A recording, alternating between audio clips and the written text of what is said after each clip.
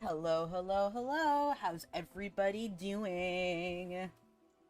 How are we on this fine Sunday evening?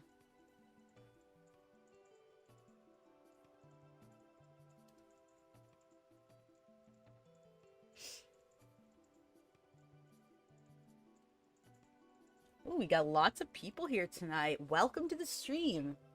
If you're not subscribed, make sure you are subscribed. And while you're down there, maybe hit the like button to help out my little baby channel. Fight back against the tides of evil.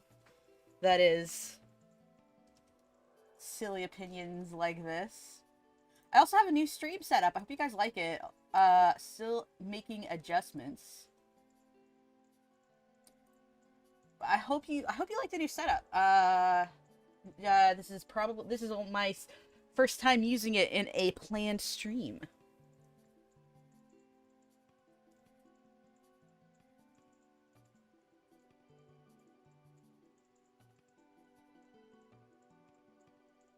So it seems like a lot of people are pretty familiar with the book, or with the musical, or with the movie that came out last year.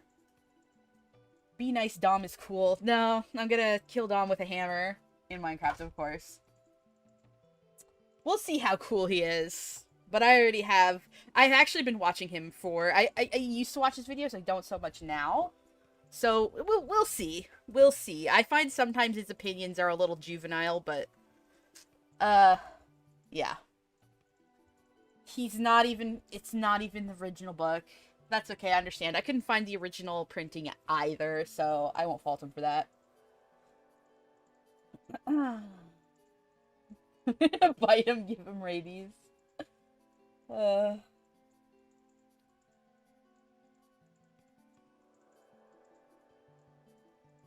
Alright.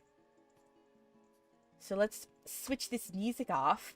And so, for some background, Wicked has been my favorite book, since I was about 13, 14. I was in the ninth grade when I read it for the first time. And it's been my favorite book ever since. So, that was nearly 20 years ago. So, I have very much loved this book and treasured it for a very long time.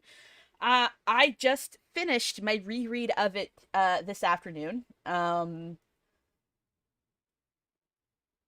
So it is fresh in my mind. There were, as every single time I've read these books, things that like I had forgot. It's one of those books that when you reread it, you absorb a little bit more each time. And I definitely have absorbed a little bit more this time than I have in previous times. For example, there is a song that Elphaba sings when she's amongst her friends in a bar shortly after someone in their circle dies.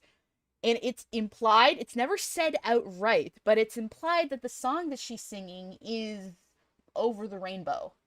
And I had never picked that up before in my previous read-throughs, but like the themes of the song that she's supposedly singing about, and the mention of like a far off land, and the song fading away like a rainbow after a rainstorm. It heavily implies that that's the song she sang. Of course, Gregory Maguire would never have been able to say that because of copyright reasons. Um, but I thought it was very interesting to do that. Also, excuse me, I gotta open my Fresca.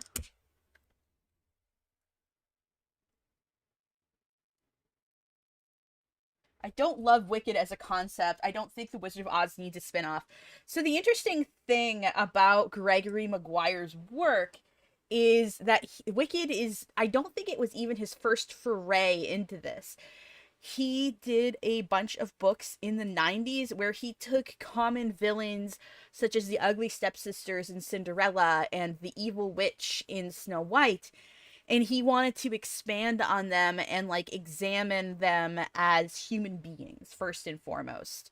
And like this was just like, I suppose, like almost like a writing exercise for him, and he ended up fixating on Wicked far more than the rest.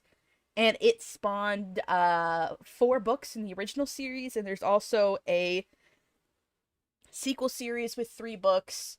And there is a book coming out this year called Elphie, about when Elphaba was young, before she went to Shiz.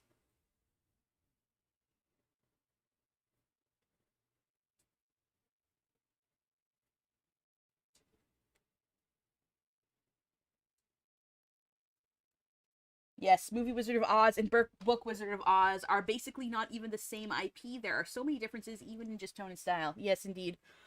I had read the original Frank L. Baum books in high school shortly before I dove into Wicked, actually.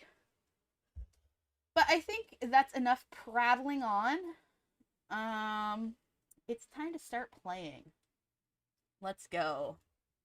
Hello my beautiful watchers. As of the making of this video, Wicked Part 1 starring Cynthia Erivo and Ariana Grande has recently defied gravity and low expectations regarding musical theatre to film adaptations by proving to be a popular and genuinely engaging interpretation of the story. Also, I've heard, I've not personally seen it yet, or the musical it's based on because, well, I'm a masochist and I decided to start my exploration of Wicked right at the beginning.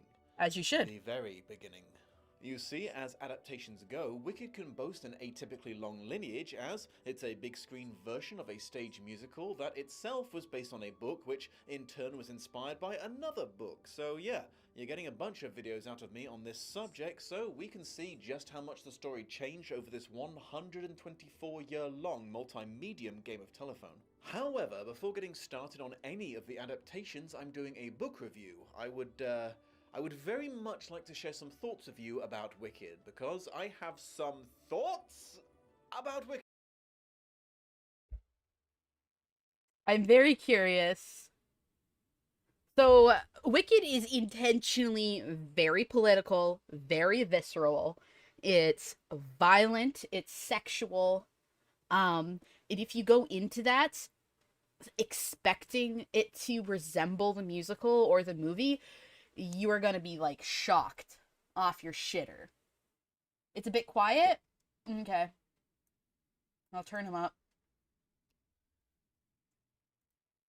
Wicked, the life and times of the Wicked Witch of the West, usually referred to just as Wicked to save time, is a novel by American author Gregory Maguire, published in 1995. Maguire's personal life doesn't appear to have been the subject of as much scrutiny as other authors, and the majority of the interviews I could dig up about him seem to be mostly focused on his thoughts on the musical or recent films, so my information on him is a little limited. In fact, the only things I know is he's apparently managed to juggle being in an openly gay marriage and being a devout Catholic, which seems a little contradictory. And here comes my first of what I assume is going to be many grievances with Dom.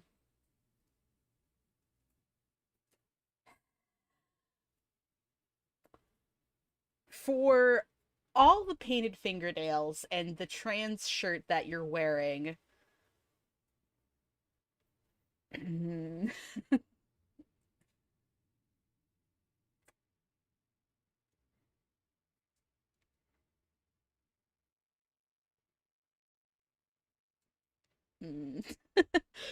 uh, how do I say this politely? Gays don't have to be nice to deserve your sympathy, your empathy, your compassion, um, and your goodwill. Um, I guess is the long and short of it. Um, and I am saying this also as a like belligerent atheist. Uh Gays in the Catholic Church are pretty fucking common. Also that like evangelical aggressiveness, that's Protestants, my friend. Um I'm a little bit disappointed that you would fall into those nasty stereotypes considering you're not American, but like that's a Protestant thing. Catholics are, yeah. Yes. Gay people have complicated relationships with faith. The person that I used to date, my ex, um, he worked for a church, atheist himself. So I think he would more readily describe himself as agnostic. He's not as annoying about it as I am. Um, all of his coworkers were gay. It was Anglican rather than Catholic, but Anglican and Catholic, there's not that. I could get beaten with hammers for saying that, but Anglicans are like bargain bin Catholics, so like I don't know, just yeah. Interesting. Yeah, it's not like he's a priest, exactly. Faith is very important to Gregory Maguire, and you can see that reading in his book some of his thoughts on faith. Um, he he loves nuns. He thinks that they're charming old biddies. He thinks it's a lovely calling. He thinks that they're very wise women, and that like there's no greater purpose than nuns and saints, you know. Um, but he doesn't care much for hypocrites. Um, he doesn't care much for the kind of people that use faith and religion for political purposes. That's one of the main themes in the book Wicked. Elphaba is struggling a lot with she's an atheist herself, and she's convinced that she doesn't have a soul. Um, but she's an atheist in the face of like evidence that there really is something magical going on in Oz, right? So it feels less like she's an atheist due to lack of belief and more an atheist due to like uh she's such an anarchist, and like her atheism is an extension of her anarchy. Um and it's not treated her atheism isn't treated so much as a personality flaw, but as a personal struggle, and as something that deeply vexes her.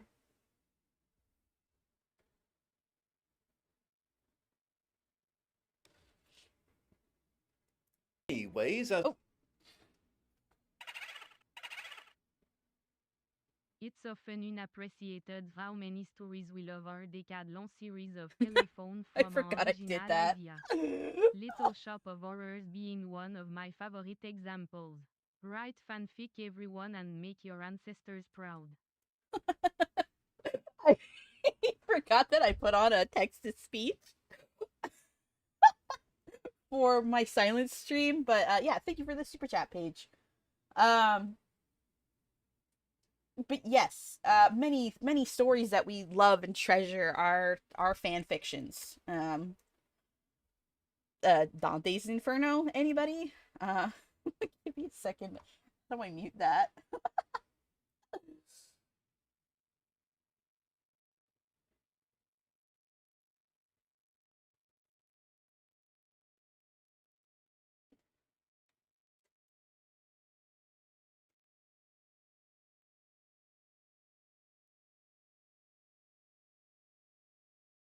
My favorite example of story telephone is Dante becoming Ultra Kill. Mm-hmm. Give me one moment so I can mute the text to speech. Sorry about that.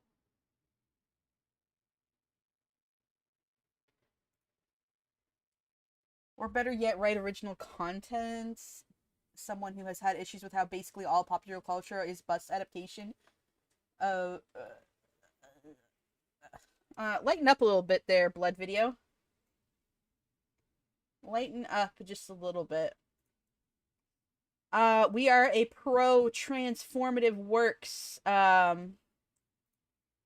are a pro transformative works a community here. And if you don't like that, you're probably not going to not gonna enjoy yourself here. How the heck? One second. Not the chat. Yes. is alerts. I believe that browser settings.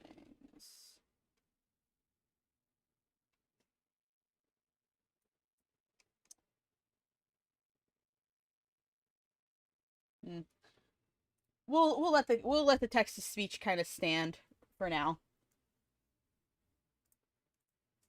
All right, let's continue.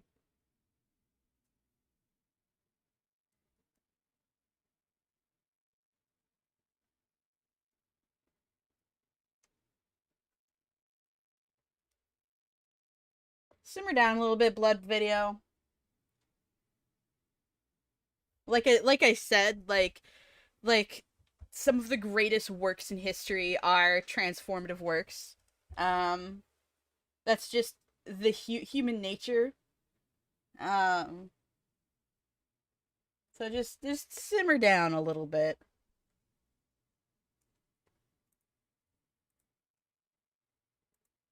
Anyhow, let's continue. As the name implies, it's a story set in the land of Oz, originally created by L. Frank Baum in his turn of the 20th century series of children's novels, the Oz books, which are now in the public domain, so fair game for any author who wishes to use the world for his own ends. It chronicles the supposedly very misunderstood and misrepresented life of a minor antagonist from the pilot book, retelling her story to be significantly more sympathetic while demonizing multiple supposedly good or at least neutral characters. The story is split into 5-ish parts covering the 38-year life of the Wicked Witch of the West, who Hold on.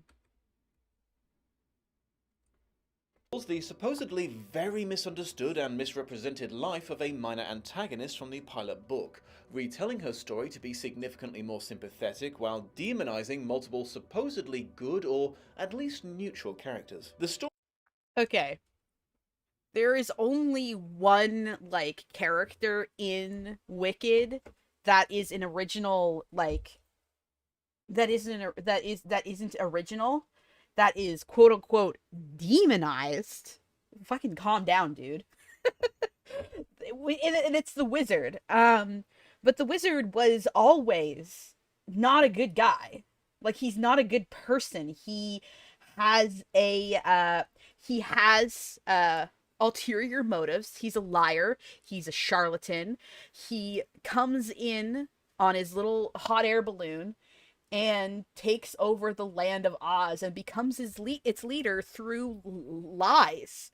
Like, and frankly, like, treating him as a villain makes sense. I don't think that there's any character in the Book of Wicked that is not Wicked original that is demonized.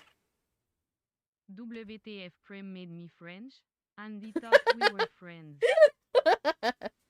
Get Frenched, idiot.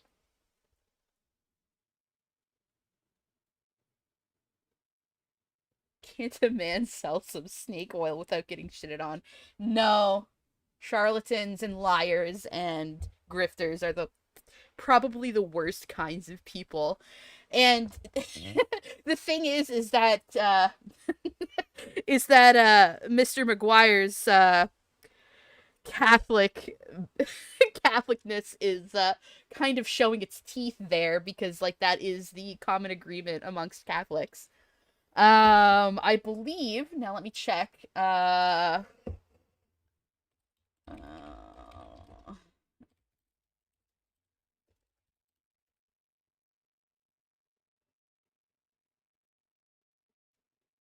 Yeah. The 8th circle of hell, Malbog. It is for people that commit fraud. So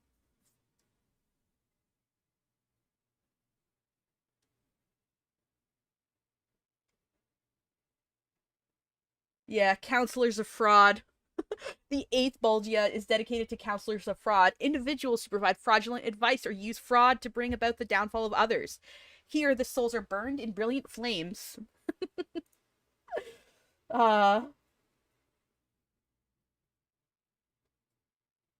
Actually, you know what the thing is that,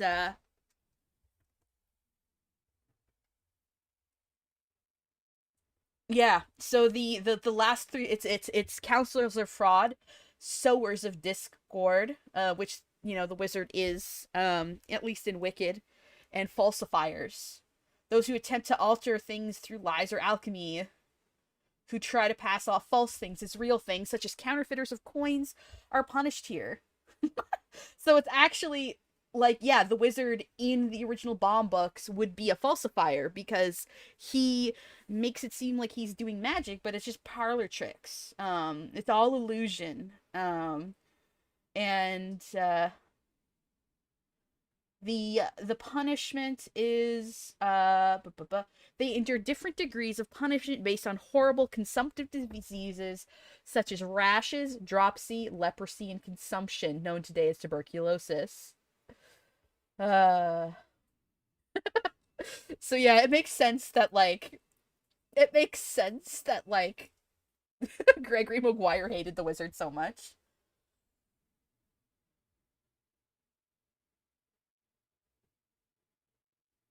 Anyway,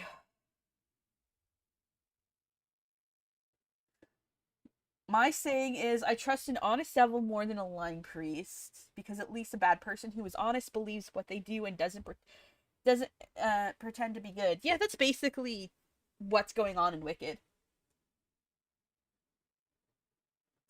The story is Anyway. split into five-ish parts covering the 38-year life of the Wicked Witch of the West, whose real name is Elphaba, from her birth to her death at the hands of Dorothy, the original book's protagonist. Elphaba is joined by at least Fuck you. Dorothy isn't treated as a villain in Wicked. What are you talking about? Dorothy is this child. She accidentally kills Elphaba, just like in the Frank L. Baum books. Like, at that point, Elphaba has gone mad. She's super paranoid. She's convinced that everybody's out to get her. She's fucking crazy by the end of the book, and it's written for us to like think that. It's like, how, wow, this once really intelligent, sharp, compassionate, um shrewd woman, full who was motivated her entire life by her compassion for those less fortunate, is wringing her hands ready to kill this child. Wicked is about the descent into madness and wickedness of Elphaba. By the end, she is bloodthirsty and angry and wishing for the death of this kid over a pair of shoes. Shoes that she doesn't want. She doesn't like those things. But she's so jealous and like pissed and angry. Um, but yes, she's a lost child out of circumstances. Yes, exactly. Like it really is hammered home that she's innocent, that she doesn't know what she's doing, that she just wants to go home. She never wanted to kill the witch. She was going there looking for some form of help or to warn Elphaba. Like, she's she's not treated as, she's not demonized in the books. Jesus Christ, man. one or two other POV characters throughout the five different parts as friends and relations come in and out of her life, but none of them stick around for the entire book. Indeed, a running theme throughout the story is everyone except Elphaba eventually choosing to bury their heads in the sand regarding the injustices of the world that she No, that's not what's happening.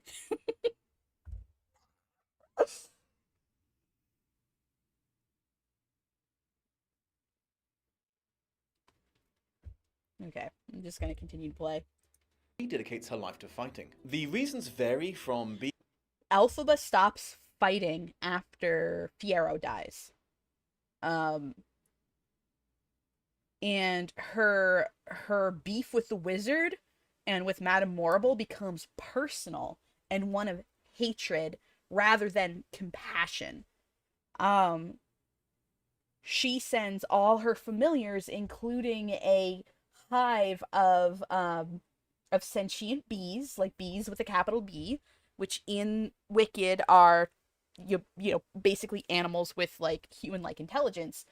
She sends them all to die because of how much she hates Dorothy. Um, in an effort to kill her. being tempted by the allure of a more comfortable life for them personally, to fear Nope, of the not consequences what's of going on. defiance, or just having different priorities. But the result is Elphaba is the only person consistently willing to go the distance for what she knows is right, and No. No, that's not what's going on in Wicked. She stops doing that as soon as Fiero dies. She stops caring, and it becomes really personal and about her grudges, not against her convictions. It's blurry for a short time. And she kind of uses her previous held convictions as um as an excuse for her violent temperament, but at the point that she meets Dorothy, she no longer cares about what's right or wrong. She wants her shoes, and then she wants to disappear from the world and never encounter it again. Her intention after she leaves the Monterey, which is like where the monks, which are basically nuns live after Fiero's death, is to beg for forgiveness from Surima, who was Fiero's wife that he cheated on with Elphaba. And then she just wants to disappear into the wilderness and leave the world behind forever. So yeah, as she becomes an adult, after her failed assassination of Madame Morrible, she stops caring about anything. But anyway. this eventually leads to her having a miserable, lonely life, an ignoble death, and an infamous legacy. Now, unfortunately, if I am making this book sound interesting or enjoyable, I have unintentionally misled you. I did not like this book. My complaints are a mix of objective and subjective, and I hope I'll make which is which obvious, but yeah, I'm not recommending it. If you added to cart in the last few minutes, I would advise you to at least hold off until the end of the video. A synopsis may be in order because, quite frankly, some issues make themselves apparent just by describing the plot, but Okay, let's go. if you have already But yes, content warning. There's a lot of sex. There's a lot of suicide, violence, like racism. There's sexual assault. If anything like that makes you uncomfortable, I agree with Dom here. Maybe sit this stream out. And also don't read this book. It's not for you. It goes into very visceral detail about that sort of thing. So just a warning. read it, you can skip ahead to this timecode. Starting with a quick reminder of the world that this book is set in, Oz is an isolated landmass surrounded by a seemingly impassable desert that's divided into 4 major nations that happen to be fairly neatly divided into the... It's not that it's impassable. They're like, especially from Ev and Quox, there are like visitors occasionally, but it's basically impossible for an outside force to invade it and like take advantage of like the farmlands or like the emerald mines or the ruby mines. So like people can come and go. You're not stuck in Oz. It's just that you can't effectively move an army into Oz, and so it's relatively safe and relatively self-contained. Like you can't really set up a trade route either. Like it's not so much that nobody's ever been to Oz from outside of it or vice versa. It's that like you can't effectively establish infrastructure between them. He's been hired by the wizard to write a hit piece against Elphaba. So sad. Yeah. Yeah, more like Switzerland than the empty quarter of southern Arabia. Cardinal directions. The people living in the individual parts of the country all have different names, but despite the film's depiction of the Munchkins and the Winkies, there's nothing in the original text that suggests that they were anything other than humans with a mild preference for a certain color-coded aesthetic. Talking animals also exist and are, at least at the start of the story, treated as basically human. There's 2 major scandals on the day of Elphaba's birth. Firstly, she is born with green skin and sharp teeth. This is eventually deduced by her mother to be the result of uncertain parentage, as she has vague recollections of a passing traveller having drugged her with a green potion and suspecting he might have had his way with her during the resulting memory loss. So, yeah, not only does the book get started with sexual assault, the Wicked Witch of the West's iconic green skin is revealed to be the result of her being a child of rape. I feel like I Okay, and what's the problem with that? Quick. have to repeat this because it kind of sets the tone for the entire book. The main character's most distinctive and plot-relevant physical feature is a side effect of the date rape drug that someone used to molest her mother. Dom, if you don't like dark stories, go back to fucking middle school. This is a dark story. If you don't like it, don't fucking read it, but that's entirely subjective in your opinion. That doesn't make it a bad book. It means that you don't care for dark stories. Like, you can't handle it, obviously. Sorry, I'm being mean. I'm being mean. I'm being mean. I read this when I was 13, 14, and I was just fine. Like, this is considered at minimum, like a 9th to 10th level, like a 9th to 10th grade reading level book. At least in Canada. I don't know if, like, other countries classify it as something else. But I read it and I was fine. I deeply enjoyed it, yes. There are some miserable, uncomfortable parts of it, but, like, fucking get over it. It's a fucking book. Sorry, I'm so mad. It's not a negative point. It's just a literary decision. Like, stop, like, your fucking hand wringing, dude. It's a manifestation of and constant reminder that her life began with sexual assault. Yes. I'm really not sure what else to say here except, what the fuck, Gregory? Yeah, that's the fucking point. That's the fucking point. Like, Elphaba struggles. Like, she doesn't know this until she's much older. Like, she finds this out when she is very close to the end of her life, when she's, I think, days away from dying. But, like, Elphaba constantly struggles with feeling like a person and feeling like she's worthy of love, even though she has many, many friends. And even towards the end of the book, where in the movie and in the books we see her as a wicked witch, she's being invited in to dine with old friends. Like, countrymen speak to her and, like, oh yeah, well, you know, Dorothy went that way.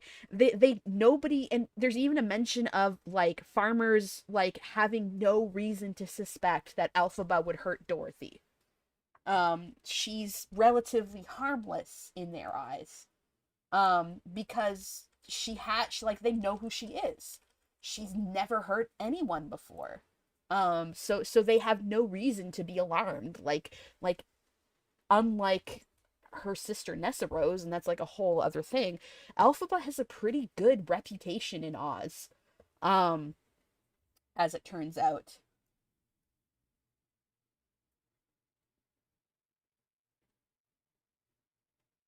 I'm now remembering why I stopped watching Dom's videos. Me too. He has such a simplistic view of shit like this. And it's like, I need you to fucking open your mind, dude. You're the same age as I am, and you've been doing this for, like, 2 decades now. Like, what the fuck is this? Probably not 2 decades, but for, like, a decade and a half. Like, you've been on this platform doing this kind of thing for years. What is this? Of that day is Elphaba's mother's husband, who... It feels like he's jumping on... I was gonna say it feels like he's jumping on the hate train for it, because it's very popular to hate on the book and say that the musical and the movie are better. But, like, I also recall him having opinions like this in the past. I feel like people flinch anytime dark concepts like these appear because of seeing them mishandled so often, but that doesn't mean that it should be avoided entirely.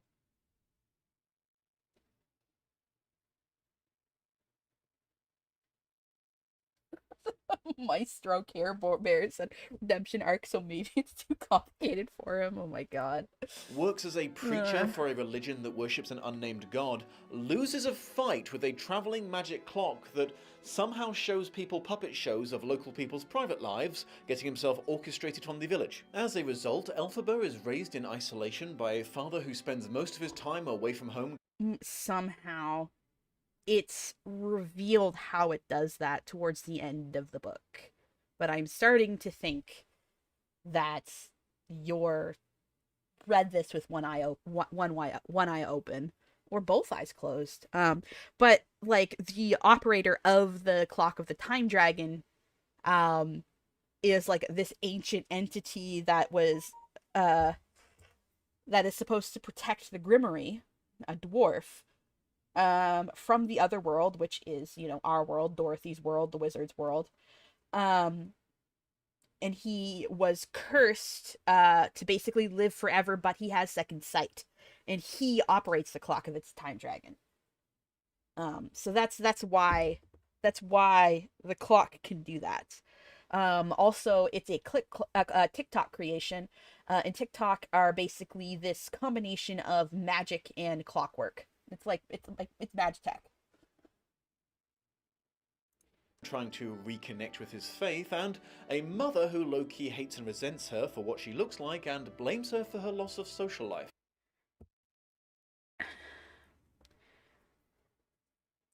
Yes and no. Mylena wants to love Elphaba, Mylena being her mother, but she has a hard time feeling maternal warmth towards Elphaba, and she's feels constantly guilty for it. They do think that she's kind of weird and green, but she's not hated by her parents for being green. It's kind of eventually treated as just this oddity for her. It's like, oh, she's kind of ugly and green, but like she's still my kid. It's just more of a physical manifestation of how Elphaba is treated as different and weird.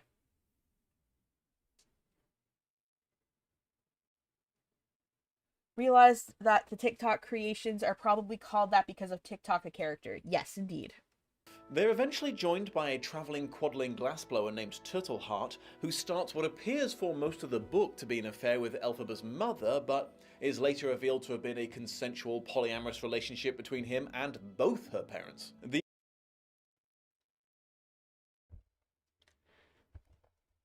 What? Who the fuck drew this Who the fuck drew this picture of Turtleheart?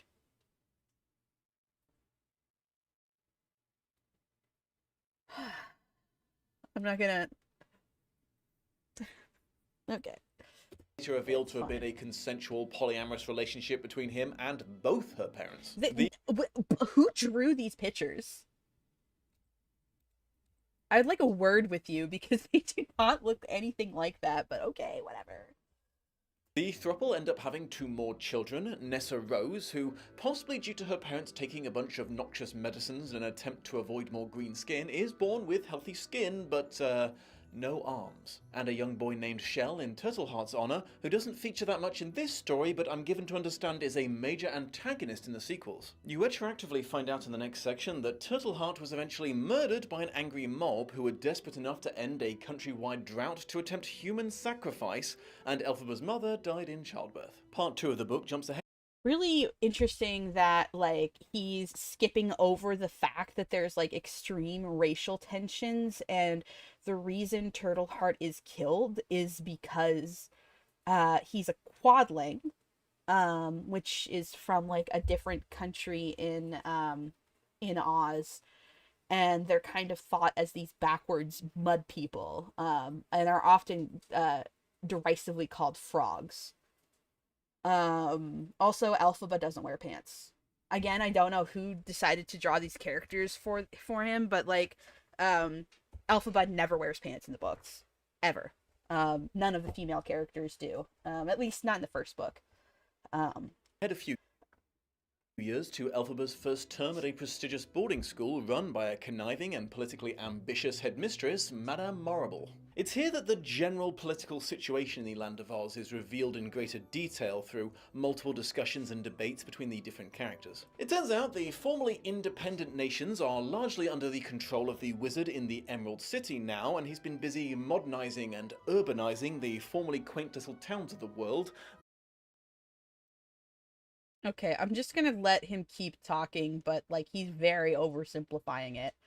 Um, there were droughts and hard times that were happening in Oz. And it was a monarchy before he got there, and there was some issues with that. But like the issues started happening long before the wizard got there, just to be clear. Um, they cast Will Turner as a Native American. Basically. I feel bad because I don't know who drew these. Second channel merch. Why is Lindsay Ellis mentioned?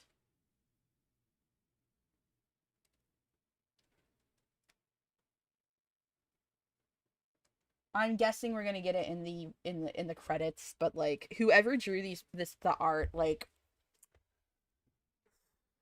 I don't know about that. Why do Turtleheart and Nessa Rose look white?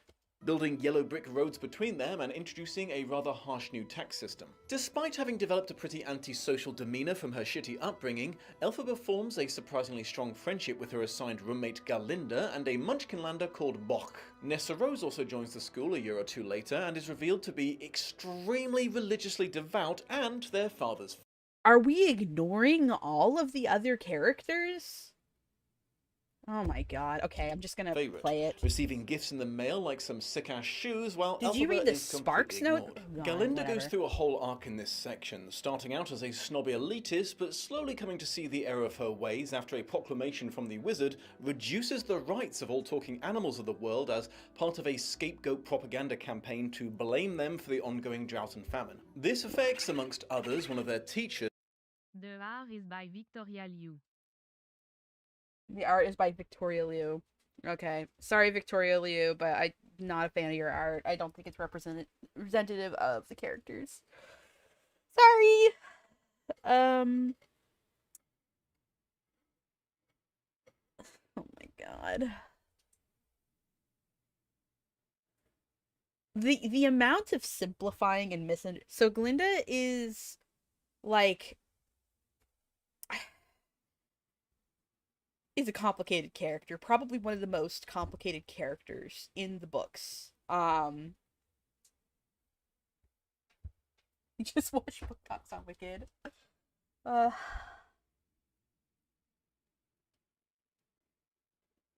She's not an elitist, she's a social climber who becomes radicalized. Well, the thing is that even like when she was in school, she started off as quite timid actually. She just was kind of like going along with what people wanted her to do, but she did have opinions and she struggled between having a mind of her own and just doing what would.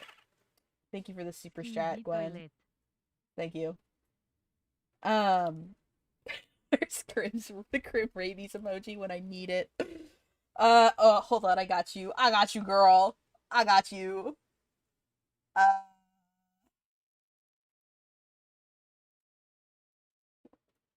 got you. Image.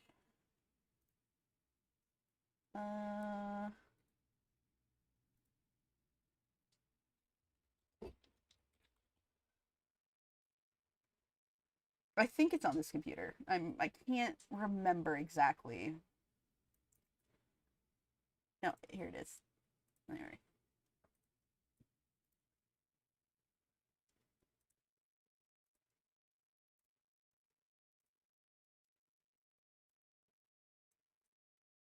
There we go.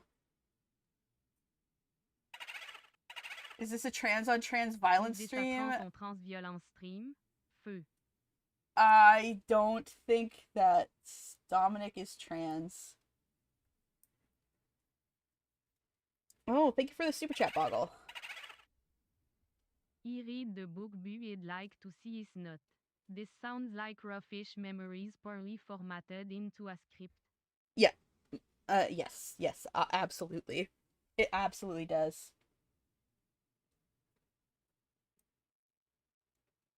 I'll just I don't know where to put this. Here I guess, and I'll just make sure it goes underneath the eh, chuck it under the occasional assets, I suppose. All right.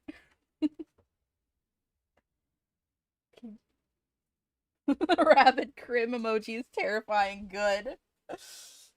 A goat by the name of Dr. Dillamond. He becomes a literal scapegoat. It's not subtle. Elphaba, Galinda, and Bock form a secret society to help Dr. Dillamond continue his research that aims to scientifically prove that Glinda's not involved in that. It's Bach, Tibbet, and Crope that help Elphaba with that. Because Bach adores Dr. Dillman's work, and Tibbet and Crope have a weird crush on Bach, I think. But anyway. sapient animals share a common genetic code with humans and therefore deserve equal treatment. This comes Yeah, he's trying to prove cell theory, basically. to a tragic end when Dr. Dillamond is murdered, almost certainly at the behest of Madame Morrible, who then attempts to recruit Elphaba, Galinda, and Nessa Rose into becoming her political agents to be installed in positions of power around the world. Elphaba decides that this Orwellian shit has gone far enough and decides to talk to the big man himself, dragging Galinda, who's changed her name to Glinda in honor of Dr. Dillamond, who wants this happens in such different... Okay, so Dr. Dillamond dies, during, basically... Dr. Dillamond dies, and then Nessa Rose comes, and... Like, Nessa Rose isn't around for the death of Dr. Dillamond. What happens is the person... I'm trying to vaccinate him. Dr. Dillman dies shortly after they come back for their from their summer break.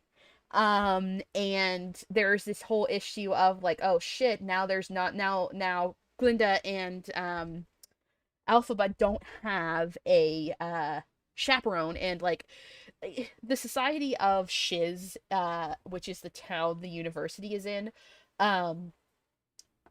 is very like, I would say Edwardian, like, you know, you can't have boys and girls talking alone together, and like girls have to be chaperoned everywhere.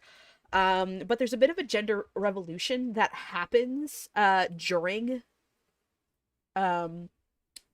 their time at Shiz, where boys and girls weren't even allowed to go to the same university.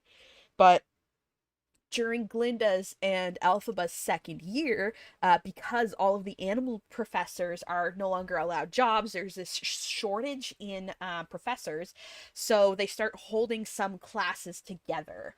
And men and women, young men and women, are allowed to kind of be around each other unguarded. Like before, like the male students and female students didn't even see each other except for like over the garden wall.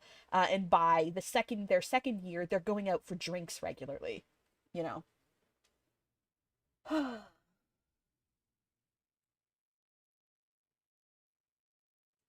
Yeah, losing the ability to speak in the musical. I didn't like that change. No, Dillamond was murdered in the book. There are some animals later in the book that do lose the ability to speak because like there's like a group of there's like a sheep that loses the ability to talk, and it's said that like it's actually quite common amongst sheep and other like animals like that like other herd animals, that they grow dumb. It's kind of like when a human goes catatonic. Sexism is ended by being forced to do so due to racism. Yeah, that's like a very like, that's not it's uniting the genders of humans, mind you, against the other races. That's not uncommon. But anyway. To pronounce it that way, to the Emerald City and before the wizard. Elphaba is unimpressed with the wizard's attempt to convince her that he's a giant skeleton puppet, but doesn't get anywhere regarding getting Dr. Dillamon's murder investigated. In fact, it becomes quite obvious that he is the one pulling Madame Morrible's strings. Part 2 ends with Elphaba sending Glinda back to the school alone and going off-grid to fight the wizard's schemes outside the law. Part 3 is another good couple of years down the line and is mostly at told least from the a decent perspective drawing of of Fiyero, Fiyero. a character who'd been introduced partway through Part 2 as a latecomer to the school. He's a Winky and the prince of a relatively minor tribe. He's now in an arranged marriage with kids, but spends most of his time in the Emerald City looking for ways to improve his people's way of life. He bumps into Elphaba by pure coincidence, and even though she tries to escape him at first, he eventually gets her to talk to him and discovers she's working as one cell of an underground resistance movement, planning terrorist attack to resist the wizard's persecution of sapient animals. Clearly desperately lonely and in need of human connection, Elphaba becomes involved with Fiyero, but never trusts him enough to share any information on her plans. After observing a few secret arrests, Also, Fiyero very much is apolitical. Like, he thinks that Elphaba is putting herself at risk for no reason, and he doesn't really care about the plight of animals. So it's not just that, like, oh, well, she never trusts him. Fiyero gives her very good reason not to trust him. So. I imagine the diamonds being smaller and more numerous. I kind of picture them as, like the essentially the vinkus version of like henna or Mendy myself. I actually did a drawing of Fiyero. Um Fiyero is a grifter. I wouldn't call him a grifter. He's just like trying to make some money. It's not really what a grifter is. Yes, but yeah, I actually did a drawing of Fiyero. Let me pull it up. He was in my art channel. It was a recent piece I did. Yes, there it is. Open in browser. This is my drawing of Fiyero. You know. Let me.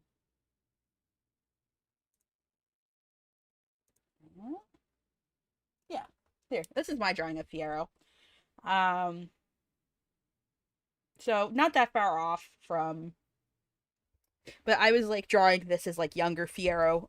Because I drew it like while I was reading the Shiz section. But this is kind of how I picture him to look.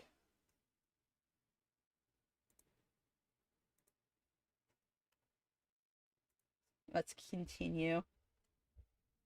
Thank you, Naruto. and public executions of innocent animal families, Fiyero starts feeling the cause himself, but resists trying to get involved for fear it would endanger his relationship with Elphaba. He eventually witnesses Elphaba make a failed attempt to assassinate Madame Morrible, and goes back to her apartment to look for her, where he's jumped by a band of the wizard's Gestapo, known as the Gale Force, who presumably were looking for Elphaba, but settle for beating him to death. After finding his body, Elphaba goes into Not mentioned here, Fiyero goes bad, and like he's basically killed on the toilet. It's pretty graphic and descriptive in the books, but dude is killed on the toilet. Like, he can't defend himself. So both the musical and the movie whitewash this guy bad. Okay, so basically book Fiyero. Okay, so basically what Fiyero in the musical is not Fiyero as we see him in the book. He's basically just Averick, which is a different character who is this flirty, fun, like carefree guy that wants everybody to just go to the club. He's constantly like, Bach, you could be at the club. Like, he's that guy. And he flirts with everyone regardless of gender. He kisses Bach, actually, and like is all over Fiyero, like book Fiyero. Like, he's just, there's one scene where he has his like legs in the lap of one of Glinda's friends, Shen, and he's just like has his arms around Fiyero, and it's just like, this guy's just a man whore, and that's basically the character that became musical Fiyero. It's just Averick. Oh, and when I was first saw like clips of the musical, I'm like, oh, it's Averick, and it's like, no, that's Fiyero, and I'm like, what do you mean that's Fiyero? That's not what Fiero's like at all in the book. What do you mean that's Fiyero? That's clearly just Averick. But yeah, you got Fat Elvis, yes. Skibbity toilet in peace. To a fugue state and stumbles into a nunnery where she spends the next 6 years recovering. Part 4 picks up when she's eventually stable enough to leave and takes with her a young boy called Lear, or possibly Lyre, who she's pretty Lear. sure is her and Fiero's son, but she isn't 100% because she can't fully remember the first. She doesn't even acknowledge him as her son until because she used to take care of like sick people and orphan children when she was in the Monterey, and he just kind of went along with her. She didn't realize that he was her son, um until she was asked much later in life. Like, I think it was 10 years after this before she kind of acknowledges him as her son. Year after Fiero's death. Driven by a deep psychological need to gain some form of forgiveness, they travel to Fiero's castle in the Vinkus or Winky country. She tries to discuss the matter with his widow Samira, but she doesn't want any details, so Elphaba just kind of sticks around, hoping she can one day do something to repay the debt she feels she has. While she's there, she discovers a powerful grimoire. Grimmery. I think it's Grimmery. it's not spelt the way I would have thought. This book is not friendly to dyslexics, okay? But It's Grimmery. Like, this is not like a new spelling of that term. Grimmery is a very old word. It's like literally a book of spells. AWWE like Dom emoticon triste. You like Dom? Well, we're not all perfect.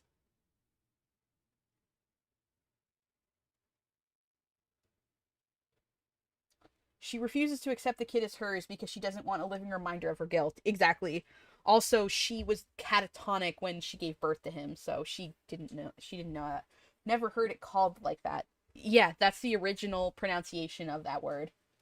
magic But book filled anyway. with text that she can only half read.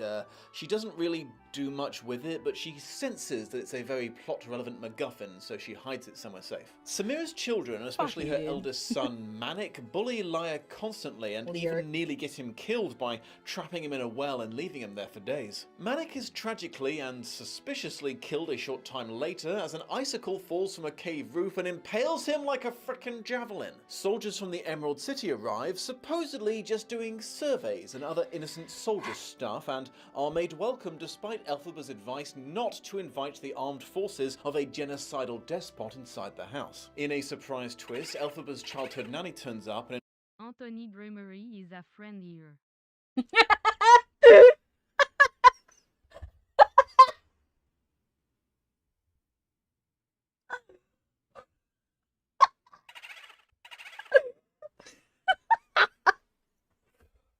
Anthony Grimmery. That got me. Oh, for some reason. Oh. Slur in French. Oh, how dare you? How dare you, Gwen?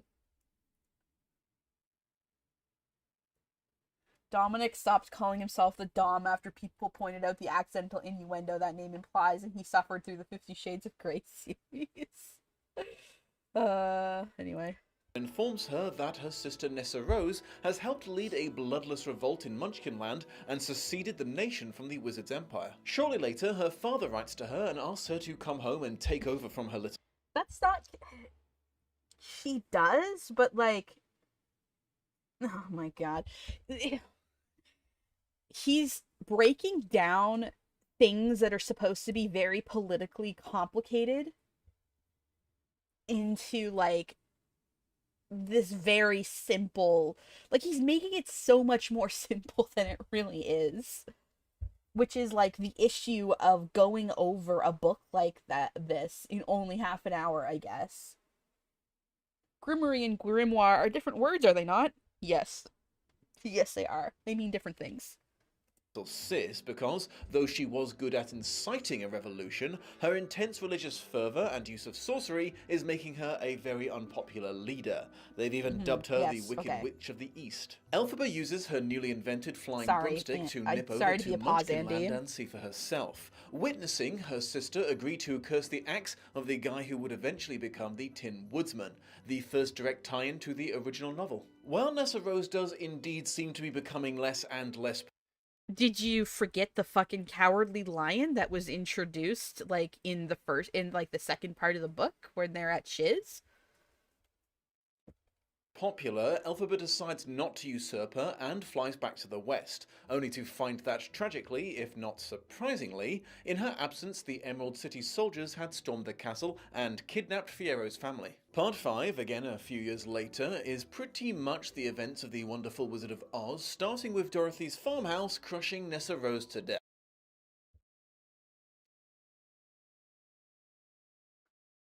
Why the fuck are they Converse? What kind of 2010s emo scene kid bullshit is this? Oh my god.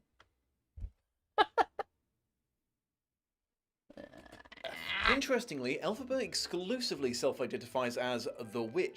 Very white liberal reading of Wicked. I simply work here. You said it, not me. They're not even red. I mean, like, in the Wicked books, because, like, in the original Frank L. Baum books, they're silver. In the movie, they're red. Um, in um in Wicked in the book, they're actually like what's the word? Um Iridescent. So they kind of shift colors from like silver to red to blue to green and stuff. Like they kind of they're basically beaded with like glass beads that Frex made himself after picking up glass blowing from Turtle Heart. So basically, like chucking in like little minerals to color the glass. So they're actually like brilliantly colored and shine in all these different colors. But anyway. In her internal monologue in this section, so I guess I will too. The witch flies back to Munchkinland to grieve her sister's death and is pissed that Glinda, now a minor sorceress and semi-public figure who just happened to be passing by, had given her sister's shoes to Dorothy. This really upset her, partly because they represented the love her father never gave her, and partly because they have a powerful enchantment on them, and they've sort of become a symbol for Munchkinland independence, so she's worried about what would happen if the wizard got his hands on them. Said wizard makes a surprise visit and summons the witch to a secret meeting, this time appearing in his true old man form. He demands that she turn over the Grimoire as it's, Grimoire. and bear with me on this one, a powerful magical item from his alternate universe that he crossed over into this one to find, and the reason that he started this whole dictatorship thing. Though he is enjoying ruling so much he plans to stick with it even once he gets his book. The witch tries to negotiate. Why is him coming from an alternate universe a sticking point for you? That's just part of the Wizard of Oz? Is that Oz is a parallel land to Earth? That's like one of the main plot points. Why are you so confused and weirded out by this?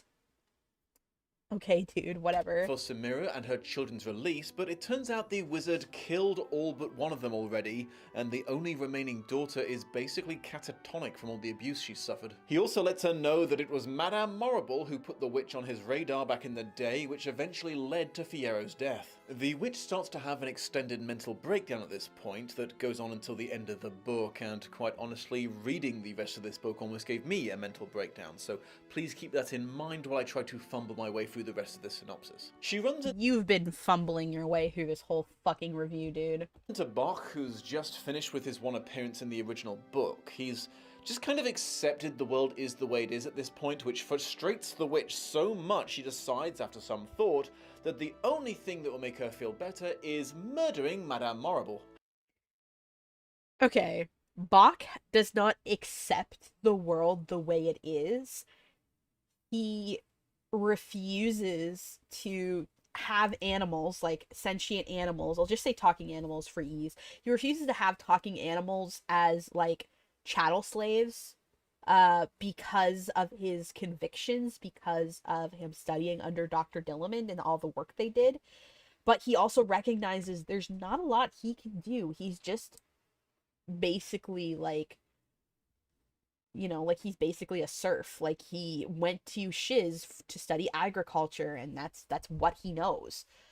He can't really effectively do anything other than stick to his convictions and not own slaves. It's not that he's satisfied with his way of life. He just is in an oppressed class himself, being a small munchkin lander that is lower class. Like there's such like a classism thing going on in Wicked, and most of Elphaba's friends are either like lower class or like middle class, and there's like a couple upper class. Like I think Averick is probably and Fiero, of course, are probably the highest class people that we encounter. The Silver Converse and Ruby Doc Martins. Silver Converse. Jesus. Anyway, I'm gonna continue to play this, but like, let's like Elphaba is being unreasonable now. Like this is like part of Elphaba being unreasonable. However, by pure happenstance, the old woman dies of old age minutes before she gets to her, so the witch can only bash the corpse's head in to vent some feelings. She then meets another old school friend who's... I will say this, that we haven't mentioned yet, but like what Madame Morrible did to Elphaba, Nessarose, and Glinda is horrible. We don't really get what's going on in the inner workings of Elphaba and Nessarose's mind, but that part of the story is told from Glinda's point of view. And she basically brainwashes Glinda and makes it so that whenever she tries to remember what happened to her, or if she tries to think of any negative thoughts about Madame Morrible or the wizard, that she's clouded with like extremely sexual imagery. She's basically being mentally sexually assaulted whenever she tries to resist Madame Morrible's spell. It's extremely dark, especially considering like they're in like the spell makes her think of men touching her, and like you could even say assaulting her. That Glinda is very much implied to be a lesbian. Like now this is me reading very much in between the lines, but she takes no interest in men. The guy she marries, Sir Chuffrey, is very old and doesn't have a sexual appetite anymore, and she doesn't ever seem to get involved with any man. And when Elphaba asks if she'd ever, there was a rumor that it was actually Glinda that was having an affair with Fiero, and Glinda is a little bit racist. Let's be real. She says, well, like I'd never sleep with him. He's got dark skin, amongst other things. Again, like Glinda isn't perfect. She's a very complicated character. She is a little bit racist. She is a little bit classist. But she's also like a victim of Madame Morrible and what was done to her. And that, amongst other things, is implied to be because he's male. And every time, and like the first time we ever meet Glinda, or I should say, the first time Glinda ever meets Elphaba, her first instinct is that she's so unnatural but so beautiful. I hate her and I want her out of this school. It's very vexing for Glinda. And later in life, when she thinks about how during their trip to the Emerald City, which by the way takes over a week in the book, they shared beds, and it's one of the things that Glinda looks back fondly about. She remembers more sharing a bed with Elphaba than she ever remembered her meeting with the wizard. And she said it made her feel brave, but also very vulnerable. So it's implied that she was very much in love with Elphaba, and Elphaba in love with her too. Though she also, fell deeply in love with Fiero. I've downplayed it in the past and said that like Elphaba wasn't really in love with Fiero. It was an affair that lasted for 4 months. Um, but I think I was a little bit too harsh on that. Like Elphaba is a bisexual character, and she had interest, both romantic and sexual, in Glinda and in Fiero. Gregory Maguire has also, like, not just implied but said outright that there was a sexual relationship between Glinda and Elphaba while they were traveling to the Emerald City. And like it was implied in the books, but like he stated it out right after the fact.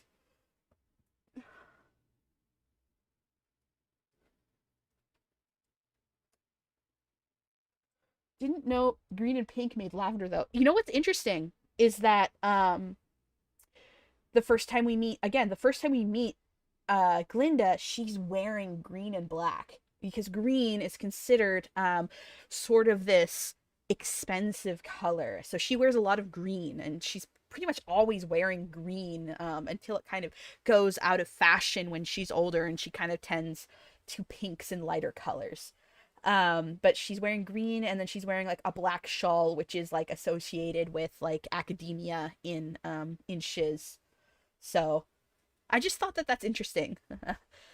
Anyway, and Elphaba, by the way, dresses in like reds and like dark colors and like not black but muted colors. He love this is the fast he come into. Yeah, what a face.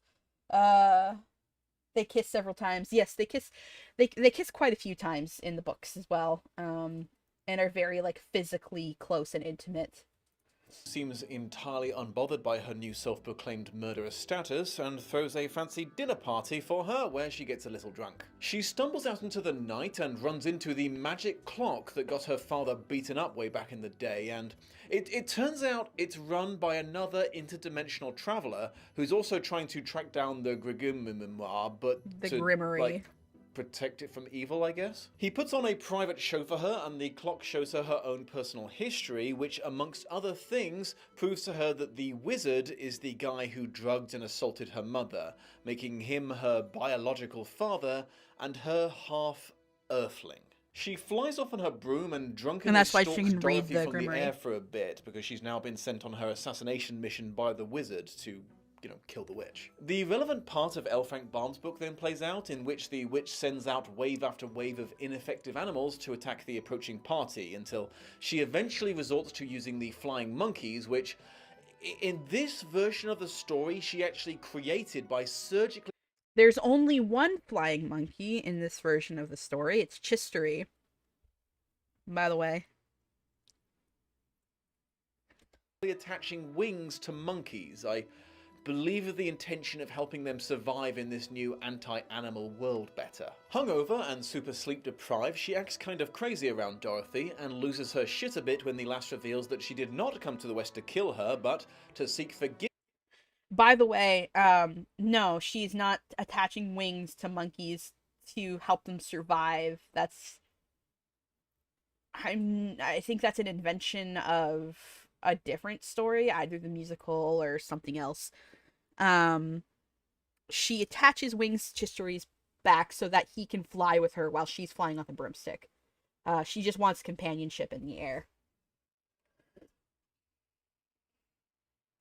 Forgiveness for accidentally killing her sister. Unfortunately, this triggers the witch a bit because she never got the forgiveness she craved, and she accidentally sets her clothing on fire while threatening Dorothy, and the girl tries to save her with a bucket of water, with famously melty results. In a small silver lining, in the aftermath of the witch's death, Dorothy inadvertently causes the deposement of the wizard, but his anti-witch propaganda campaign outlived his rules, so the only thing the Wicked Witch of the West is remembered for is a reputation for malice. As you cannot... No.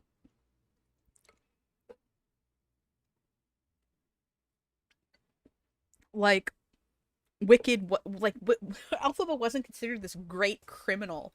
Like, again, like, she, like, even when she was going nuts and trying to hunt down Dorothy. She was welcomed into the homes of her friends and peasants and treated as like, oh, I know you. Yeah, sure. Like this is where Dorothy went. Like people knew of Elphaba, but they didn't hate her. Um, I haven't read the rest of the reread the rest of the books again. Like I've read them years ago. But I don't recall Elphaba having a negative, like she's treated with like this mythical status, but it's not negative. So Not have failed to notice, Maguire's version of this world is by magnitudes more adult-themed and darker than the original yes. in a way that I think would have been quite upsetting for the late Mr. Baum, considering how dedicated he was to the entertainment of children and the Frank L. Baum was cranking out those books because he was that's what he was getting paid for. He hated writing those books by the end. He hated it. Also, kids grow up, and Gregory Maguire grew up reading those books and wanted to make a story of them because like The Wizard of Oz is very meaningful to gay people. Fucking calm down, dude. preservation of their innocence. Maguire wrote 3 sequels to Wicked, told from the perspective of her son, the Cowardly Lion, and then her granddaughter, who is now getting her own spin-off series of books as well. So, I guess my first issue is series just... is already out. Why? No, it's over. Why does this exist like this, and specifically, why is it Oz fanfiction? Maguire has claimed that his primary motivation was to write a story about the nature of evil, and for sure this book has a lot to say about patriarchy and misogyny, racism and the demonization of the other, and the dangers of rampant propaganda and or blind faith. These are obviously important issues, and their exploration in literature can only be a benefit to society. However, I just cannot wrap my head around what in the everlasting wild fuck nuggets any of that has to do with L. Frank Baum's intellectual property. Of all the famous fictional worlds he could have chosen from, the Land of Oz seems the least suited to these themes because, certainly in the wonderful Wizard of Oz on which it's primarily based, the entire country has no obvious religion and is ruled exclusively by women. I don't think Baum gets enough credit for that. In the year of our Lord 1900, he wrote about a female protagonist adventuring in 4 nations run by sorceresses, and the lack of the usual male-dominated power structure is never lamented. But Oz is a matriarchy, though, and the wizard disposes of that matriarchy, but like it is said in the Wicked. Did you miss the part in the Wicked books where Madame Morrible says like men are impressive for walking softly with a big stick, and they make quite a show of it, but women are the only ones that are really capable of ruling. So that's why she wants to kind of push them into these like Nessa Rose, Glinda, and Elphaba into these roles of adepts to rule Oz. Also, again, the wizard is a ruler. So like what is happening right now? Of these women being evil is admittedly a bit of a problem, but their lack of dicks is not. And yes, I know Oz himself temporarily upset this status quo, but he was the de facto ruler of a city-state at best. His influence was all bluff, and in the second book in the series, Baum restored a girl to the throne of the Emerald City. A girl? Yes, that's exactly what happens in these series, you fucking, like... Blech. Who was a boy for quite a while, and yes. has a whole thing with gender identity.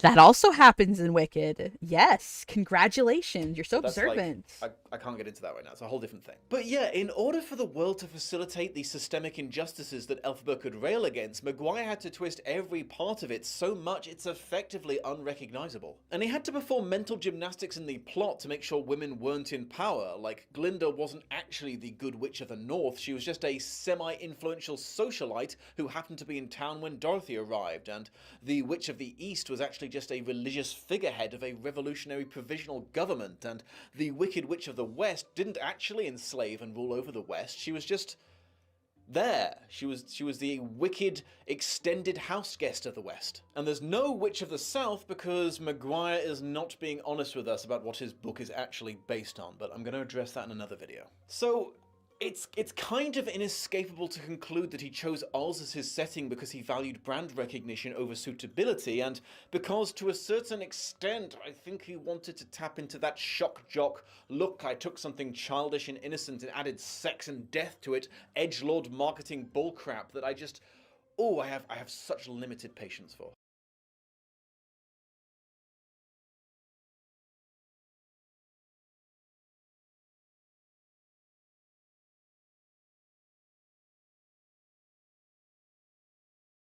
I am taking the word edgelord and I'm putting it on a shelf. We need more women absolute monarchs type critique. Yes. Ah. And you know what? It gets so much worse because, I mean, buckle up. There's a lot of uncomfortable, borderline sexual stuff going on with Yeah, sex is a theme of the book, but continue. children in this book. It's never quite explicit enough for me to be surprised that this book got published, but it's weird. It's stuff like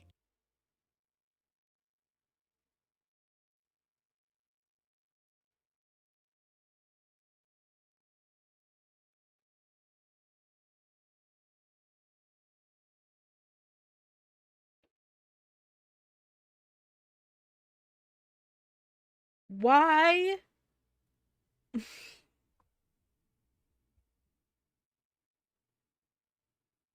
Why are you oh my god.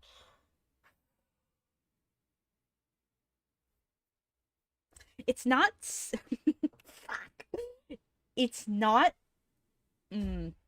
this quote is very out of context.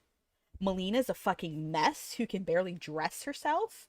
Uh, and breastfeeding is not inherently fucking sexual, dude. Relax. Elphaba's sexually frustrated, isolated mother showing her boobs to her infant child because she's got no one else to flash them to, or a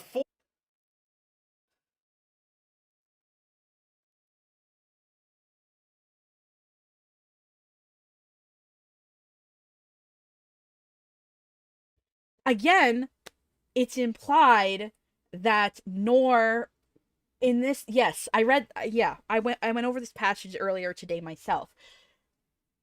It's implied that Nor is young enough to still be breastfeeding here. Again, breastfeeding is not an inherently, and like there is like some imagery that happens in this book that evokes breastfeeding quite often. Again, not inherently fucking sexual. Get your fucking panties out of a twist, dude. Like you're the one reading sex into this. For one thing. And for another, like again, like Manic is a for the other part of this, Manic is an awful bully to Lear. And this is supposed to illustrate just how awful of a bully he is. That he is terrorizing this child, repressing him, and it's not until after Manic dies that Lear is finally able to come into his own as a person. And it's like again, like, oh, like I've seen Manic and Urgie's things. Again, because Manic is a fucking pest. He's awful. He cuts the tails off of mice. He pokes animals' eyes out. Like he's a piece of shit. He's like the worst kind of little child. Like that's the implication you're supposed to get here.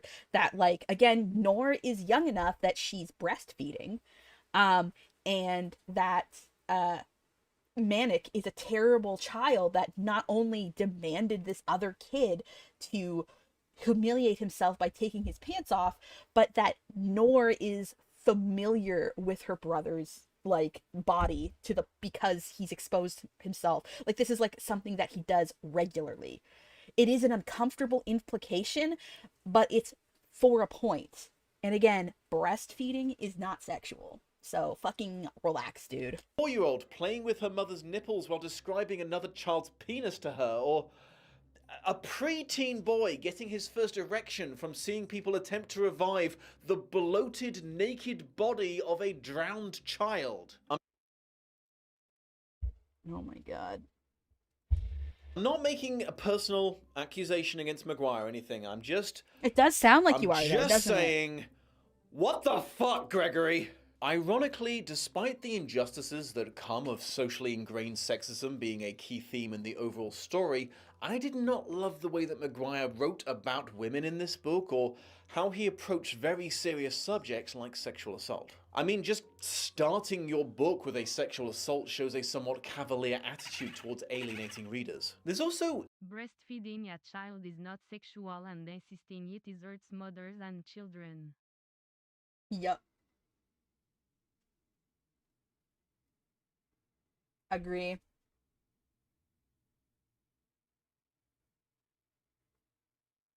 Not gonna. Oh, cis men are in particular are always weird about breastfeeding being portrayed in fiction. No fucking kidding. Cis men be normal about breastfeeding impossible. Ugh. God, continue. a distinct Whatever. lack of sympathy for survivors throughout the book, both in the way the narrative presents it and the What way are you the talking fictional about? characters act within it. Honestly, the way that the book treats Elphaba's mother is straight up fucked in my opinion. Her own childhood nanny, who pressed her to look for the truth about Elphaba's parentage, offers zero comfort to her, seemingly because she had a history of promiscuity. There's also just this general vibe of she brought it on herself because she was stupid enough to drink the magic potion. It's Nanny is also like kind of racist, stuck in her old ways, and stubborn, and not particularly kind to Mylena. Like,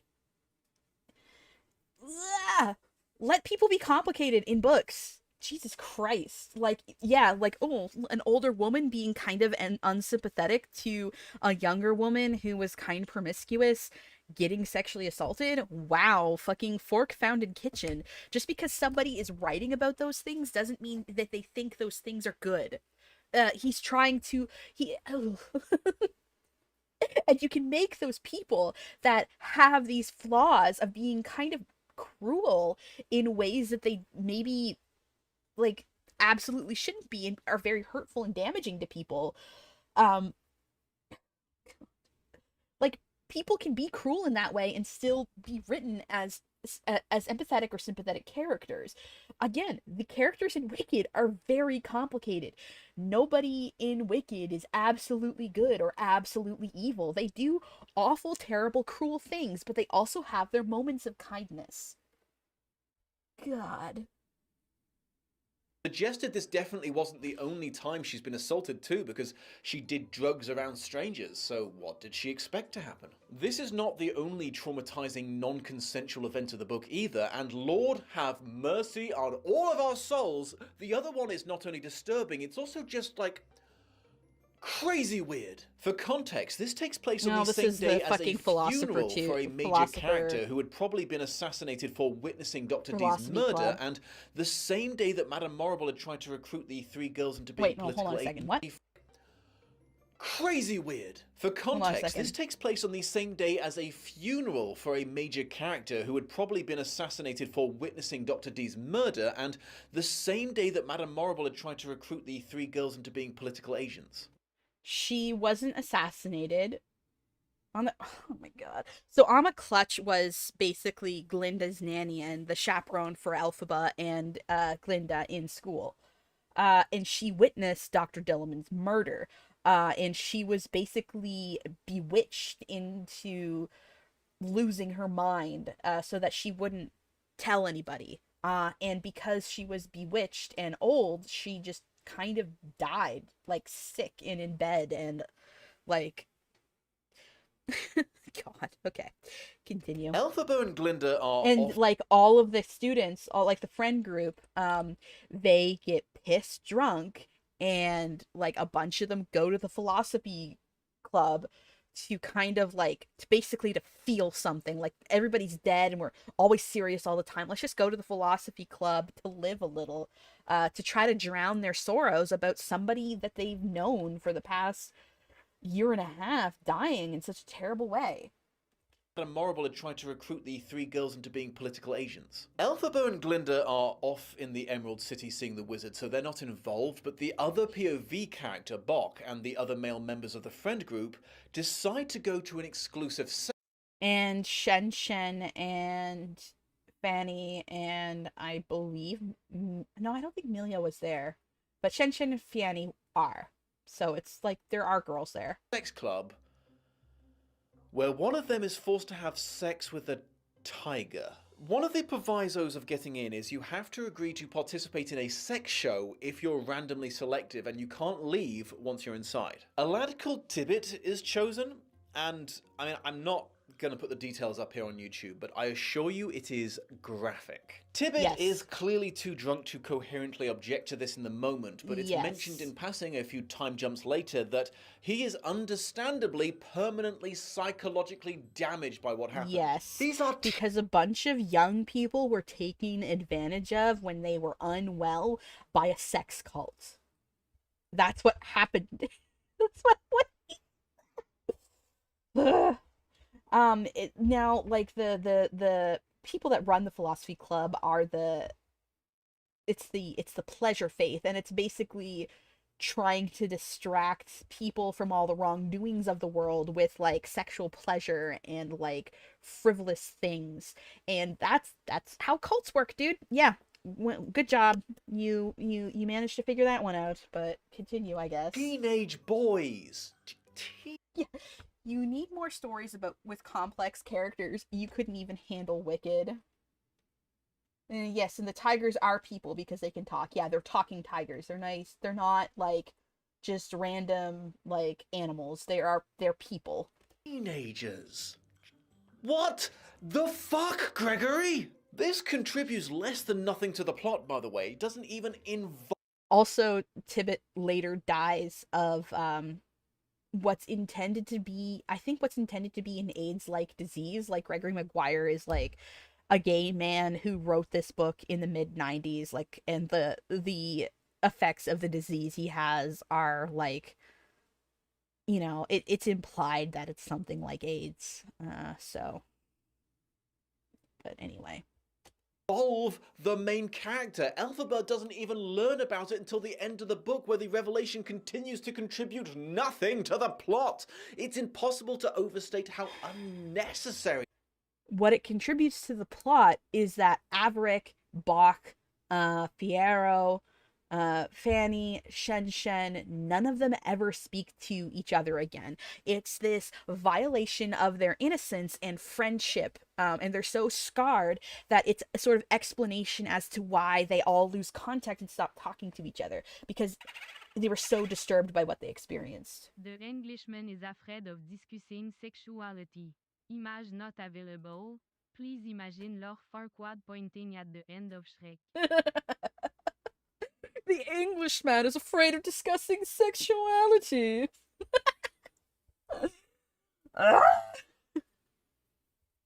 This was. And you know what? Even when it's consensual and of age, the way that Bro depicts sex and sexuality in this book is still weirdly negative. Yes. Single people apparently never bang in this world. I wouldn't say that it's negative, but it's visceral and sometimes uncomfortable. I would say that like Elphaba and Fierro's sexual relationship is pretty positive, and it's quite I wouldn't say graphic, but it's like it's quite well described, and it's described in a way that's actually in many passages very beautiful. The poetic language that's used is quite well written, I would say. Again, like the Englishman is afraid of sexuality. Oh. Only time consensual sex occurs is when a married person is cheating on their spouse, be it Elphaba's mother.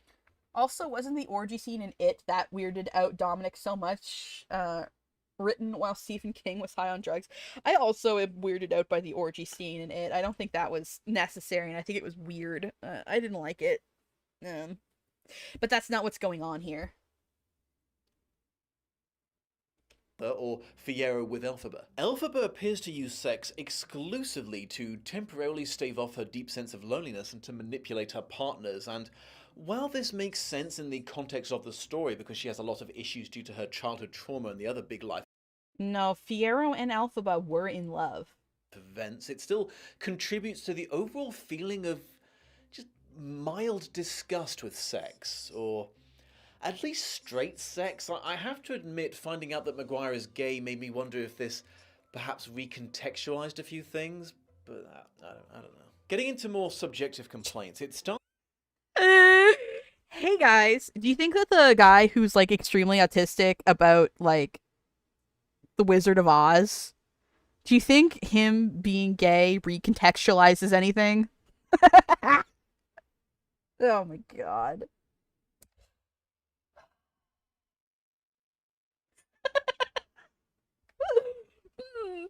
I wonder if this gay guy that's really obsessed with Wizard of Oz was like completely obsessed. I wonder if him being gay has anything. Do you think that like reflects on his fixation on the Wizard of Oz? Do you think that could have anything to do with it? Do you think the two are related a little bit? Jesus fucking Christ. I would describe Elphaba and Fiero's sex life as extremely enthusiastic. Yes, absolutely. Yeah. Started to bother me that almost everything Elphaba does of note happens off-page so that the bulk of the book can exclusively focus on her interpersonal relationships. I realise it was never intended to be an action-adventure book, but would it have really killed Maguire to give us one scene of her doing the animal rights subterfuge that was supposed to be such an important part of her character? Was the scene where Fiyero oils her boobs up for her really so important he couldn't spare a few pages to show off Elphaba's capabilities and things besides social interaction? Yes, because this is the only time that Elphaba ever has someone very intimately and carefully touching her. Like she didn't get a lot of affection even when she was young. Like there were moments where her father would like sit her on her lap and kind of like cuddle her, or like Mylena would kind of hold her, but like she wasn't like people weren't physically intimate with Elphaba often. Even her friends that liked her, she was always kind of seen as this otherworldly, like odd creature, even by the people that liked her. Fiyero being intimate with her very consistently during one of the loneliest parts of her life is very significant and relevant to the plot. Fucking Jesus Christ, dude. Did you miss the point of this fucking story? And again, it is implied, like, it said that, like, oh, like, you're not my first, and, like, there is the implication that, like, and later confirmation by the author that, like, Elphaba and Glinda did sleep together, but, like, I don't know, dude.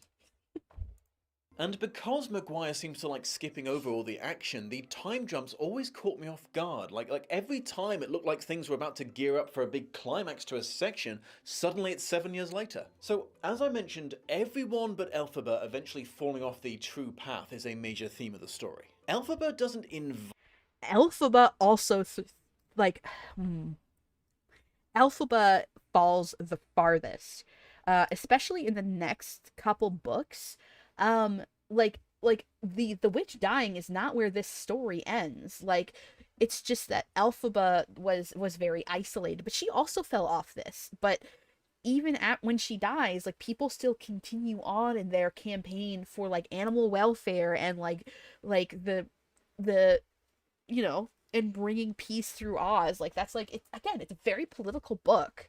But anyway, stop asking why things are there and start thinking about why they are there. You will find if you really think about it. Yeah. Like maybe it's because that like to Gregory Maguire, like Elphaba having someone that loves her and is attracted to her and isn't afraid of her. Because even Glinda, who is also attracted to her, she's kind of like unnerved and afraid of her. Because again, especially when they were young, Glinda's very timid. And she's often like shy in a way, which did not translate to the screen and the stage, but you know. Diversity win. Even men could be squeamish book talk girlies. Yeah. Invite Glinda to join her when she jumps ship to join the rebellion, but neither does it even occur to Glinda to do so, and apparently without Elphaba's influence, she eventually reverts back to her original airheaded vanity and Okay, so she was not airheaded and vain when she went to Shiz. Like her becoming airheaded and like bubbly is a huge like she wasn't like that in the book. She was kind of like she wasn't like that when she was in Shiz. She was very like soft spoken and like very like hides her face behind a fan and like ooh like I'm so mysterious and intelligent and like I like architecture. I'm so beautiful. Like she wanted to be this mysterious intelligent woman that everybody thought was just so like smart and pretty and amazing. Like that's what she wanted to be seen as, but as she gets older, she's a lot more like bombastic and bubbly and like kind of like vain. But again, Glinda was brainwashed by Morrible. So like literally.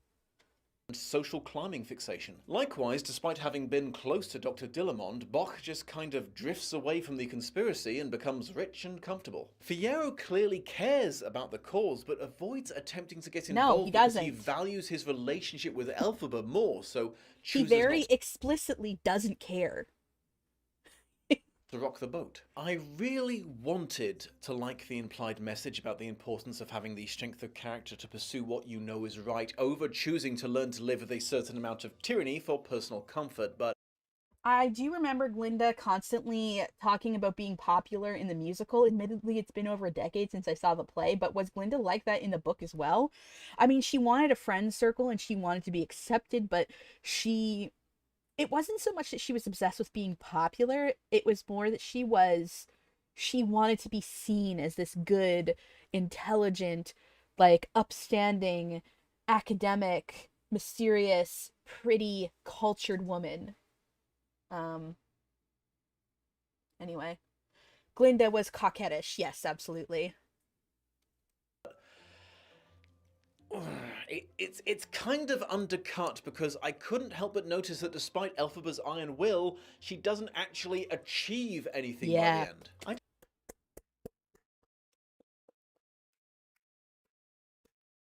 You got it. You understood. Yay, he got it, everybody. But what frustrates me is that people like this will make that observation and think it's unintentional. Like, maybe, just maybe, that was done on purpose. Why do you think that you're the only person to have observed this, dude? Like, that was intentional. I don't think she made things significantly worse despite her self-loathing, but she didn't make the world a better place. Yes. And it seems like her antisocial behavior is mainly to blame. Yes. By seeking the love of the people, at least at first, Nessa Rose does more in the fight against the wizard's world domination in one chapter than Elphaba does in the entire book. So, as a result, the message is in danger of becoming caring is good, but don't be an SJW about it, which...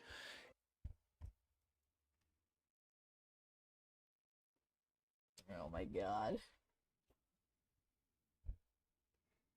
No. It's because Elphaba stopped caring.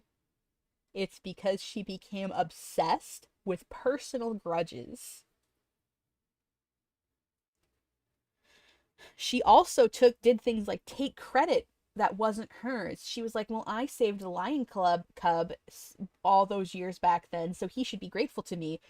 No, she did not save the Lion Cub. She, like, the whole classroom was against the experimentations on the Lion Club, and it was two unnamed girls that picked the cub up and ran him out of the room. Elphaba didn't have anything to do with that other than to start asking rude questions, but she wasn't even the only one that was pissed off. The teacher was like, "Oh, yes, the passions of youth is so misguided." Like, it was like the other students also were not very happy with it, and they were pissed. But yeah, Elphaba didn't actually save the cub, but she later deludes herself into thinking that she did. She didn't kill Madame Morrible, but she later deludes herself into thinking that she did. She desperately wants to be seen as this person that, like, fought back against, like, tyranny, when in reality she just kept on getting sucked up by her own rage and insecurities. Is not a helpful moral to the story. And my fear that Maguire's ultimate message was anti-being annoying while doing the right thing was No. worsened in part 4, when all the talking animals of Oz have been so worn down and abused they've basically accepted their status as a slave class. So much so that when Elphaba releases a small group of them from a cage, they don't actually try to escape and seem pretty exasperated that she insists that they leave. Yes, because if they leave, like, Elphaba gets to pat herself on the back for liberating these animals, but what will probably, like, there's nowhere for them to go. They're in Munchkin Land. If they leave, they will be captured and probably, like, killed and eaten. Because Glinda, Elphaba freeing them in that moment is not about the animals and more about her feeling like she did a good thing. When she wouldn't have. She would have just been turning them out into the wild to die.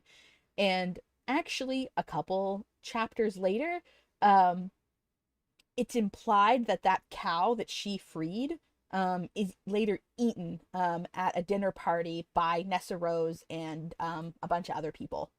And she won't touch it. She won't touch the meal because she feels squeamish about the conversation with the cow from before. But anyway. I apologize for the following digression, but in the...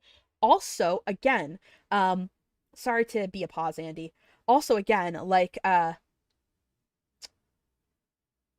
when Glinda, oh no, I'm sorry, just keep on saying Glinda, when Elphaba is, like, trying to, like, kill Dorothy, she keeps on sending out her familiars, and some of those familiars are a swarm of talking bees, like, they're sentient. And all of her familiars, including her dog and its puppies, and crows, and the sentient bees, they all die. And then even then, she sends out her precious Chistry, which is the winged monkey. He does live, but, like, she's stopped caring so much about the well-being of others and of animals that she just fucking, like, sends them to the slaughter. Because all she cares about in that moment is killing Dorothy and getting the shoes back. Past, I would have assumed this scene's only purpose was to emphasize how bad things have gotten. It sounds as if, as time progressed, Elphaba became less focused on doing the right thing simply because it's right and more for her own personal gain and validation. Yes. Yes, that's true. The vibe I'm getting is the message is pointing out the weakness of activism when it's based in individualism instead of rooting in the good of everyone. Yes, that's a good reading of the story. Fighting individuals instead of the system. Yes, she becomes more fixated on fighting the wizard and fighting Madame Morrible, and she doesn't see that there has been a problem for a very long time before the wizard even came into power of, like, classism and, like, anti-animal discrimination. Like, those problems existed before the wizard, and getting rid of the wizard doesn't eliminate the problem, and that is also explored in the sequels. But then I remembered Spew. You guys know what I'm referring to, right? Harry Potter? Yeah, I know I said I'd never talk.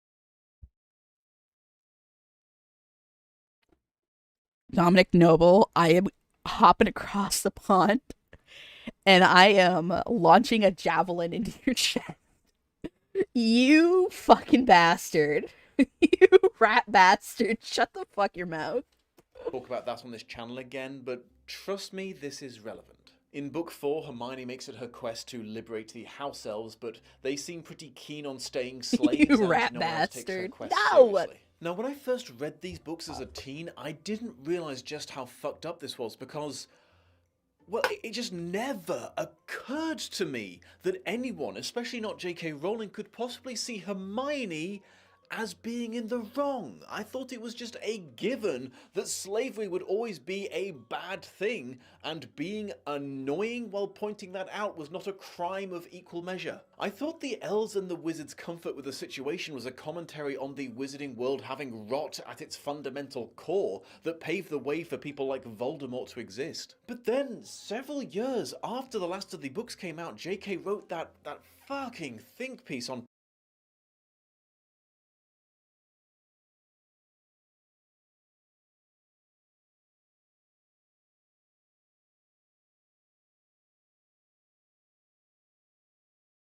Pottermore that basically both sided the issue and suggested that if everyone involved is happy with the situation, then maybe Hermione should learn. The animals are not happy. The animals are suffering. The animals are dying. They're losing the will to live. And they know that the situation of those cows and those sheep staying in the barn means that, yes, they will continue to be enslaved, but at least all the humans will take from them is milk and wool and not their fucking lives. To mind her own business a little more, and my mind just kind of cracked. So, and there is a point to this, because my opinion of Maguire has been taking such a battering throughout this book, I can't be sure that insisting on freeing the animals who no longer wanted to be freed wasn't supposed to reflect negatively on Elphaba and highlight how far she's fallen from grace as the book approaches the end. I hope that that is not the case, and I'm just asking questions. Is Dominic Noble straight? Because that would make this even fucking worse, but anyway. Dealing with some J.K. Rowling related PTSD, but... You are. Fucking relax, dude. I don't know. Not super shockingly, I was also kind of horrified by the way that Maguire handles subjects like suicide. You find out in part 3 that Bach eventually got married to a woman several struts above him on the nobility ladder, and because of the resulting drop in standard of living for her, his wife routinely attempted to kill herself, like, at least once a year. And, well... He told her what he knew. Bach had married Miss Miller of all surprising turns. She had been dragged out to Ness Harding's and she hated it. She kept trying suicide. His letters sent at Lalimus every year are hysterical. They annotate her failed attempts at killing herself like a sort of annual family report. This, as far as I understand, this is said by Averick, who is supposed to be one of the nastiest characters in the book. Nasty Averick is Elphaba's nickname for him. He's a fucking dick. Like that.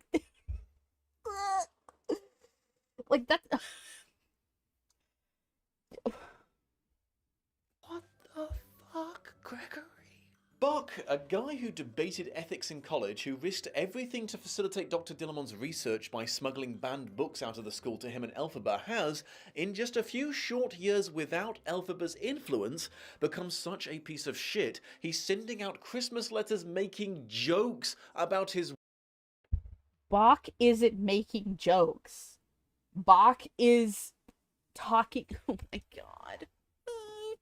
Bach is talking about the mental health struggles of his wife, and Averick is making jokes because Averick is a fucking dick.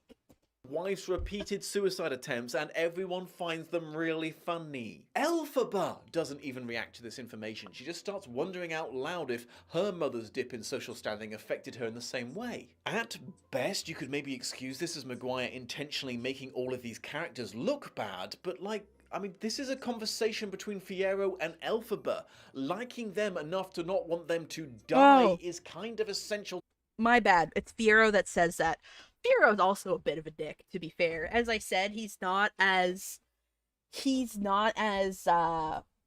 he's not as sympathetic to Elphaba's cause as Dominic is implying, but anyway. To the chapter and the book as a whole, making us hate them is utterly counterproductive. Okay, well, I'm getting wildly depressed, and a lot of my other complaints are adaptation related, so I'm just going to round this video off with some smaller stuff, and we can move on with our lives. All The right. Wizard's Gestapo are referred to as the Gale Force, which I assumed for most of the book was a reasonably subtle commentary on how the original Dorothy became an instrument of the Wizard's enemy's destruction, but then when Dorothy actually enters the story, it becomes an actual plot point that the name is just a coincidence. A big deal is made of Madame Morrible dying just before Yeah. Elphaba gets to her, so she's technically not a murderer, but I mean, apparently she subconsciously kills a cook who was being an asshole and impales a frickin' child with an icicle, so,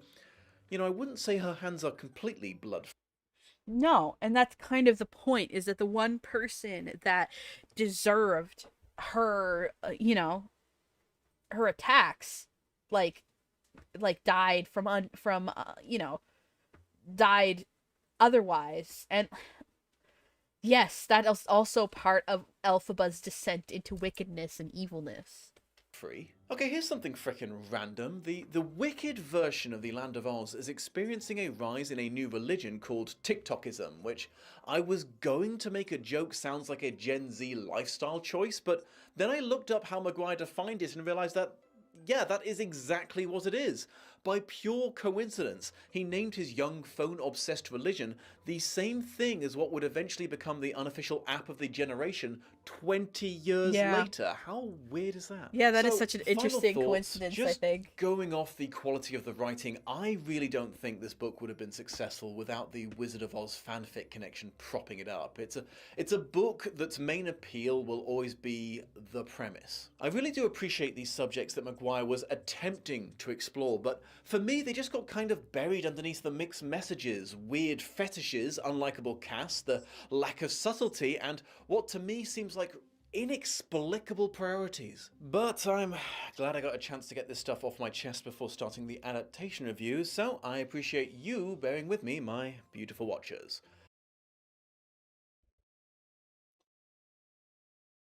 Ah,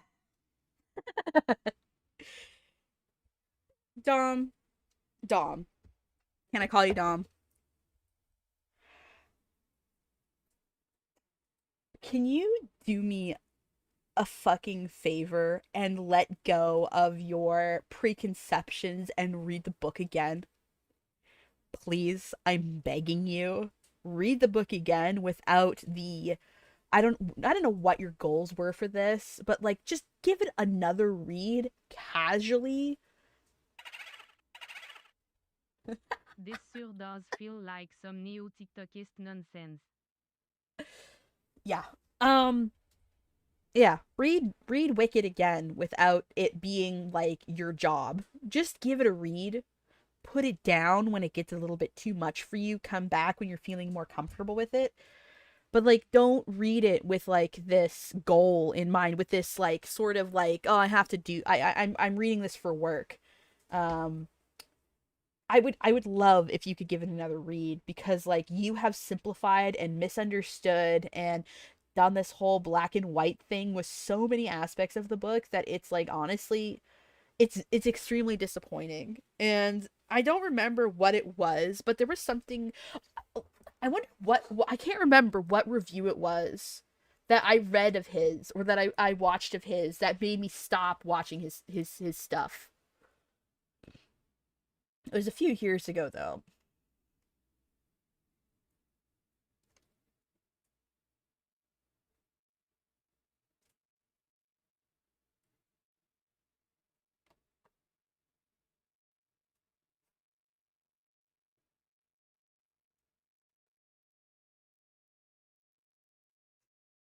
Let me see.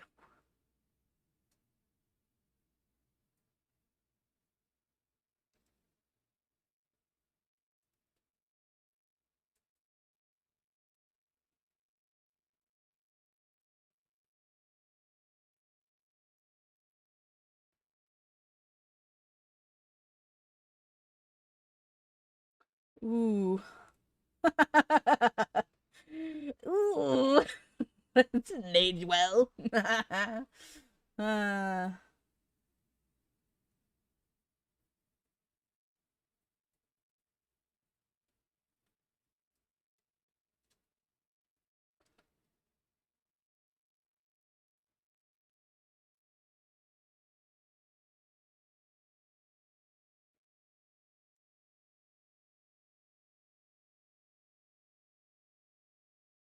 not sure what it was that.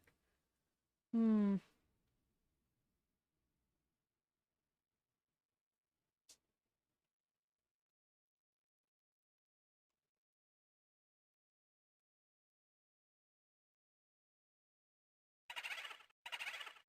A last A donation last because my autism donation wasn't. because my Yeah. autism was in the background. Yeah.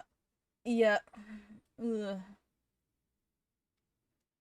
Thank you, Boggle. Um.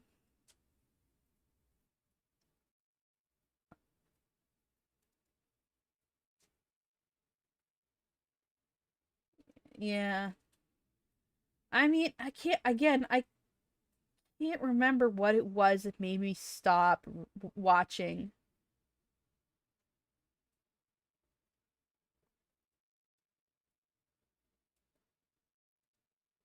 I wonder if it was the Scott Pilgrim stuff. It might have been the Scott Pilgrim stuff. I don't know. I don't remember what his takes were, but I tend to get really frustrated with a lot of people's takes on it. It also could possibly be the series of unfortunate events ones. I think maybe it was probably around this time that I stopped watching him, but I can't remember exactly.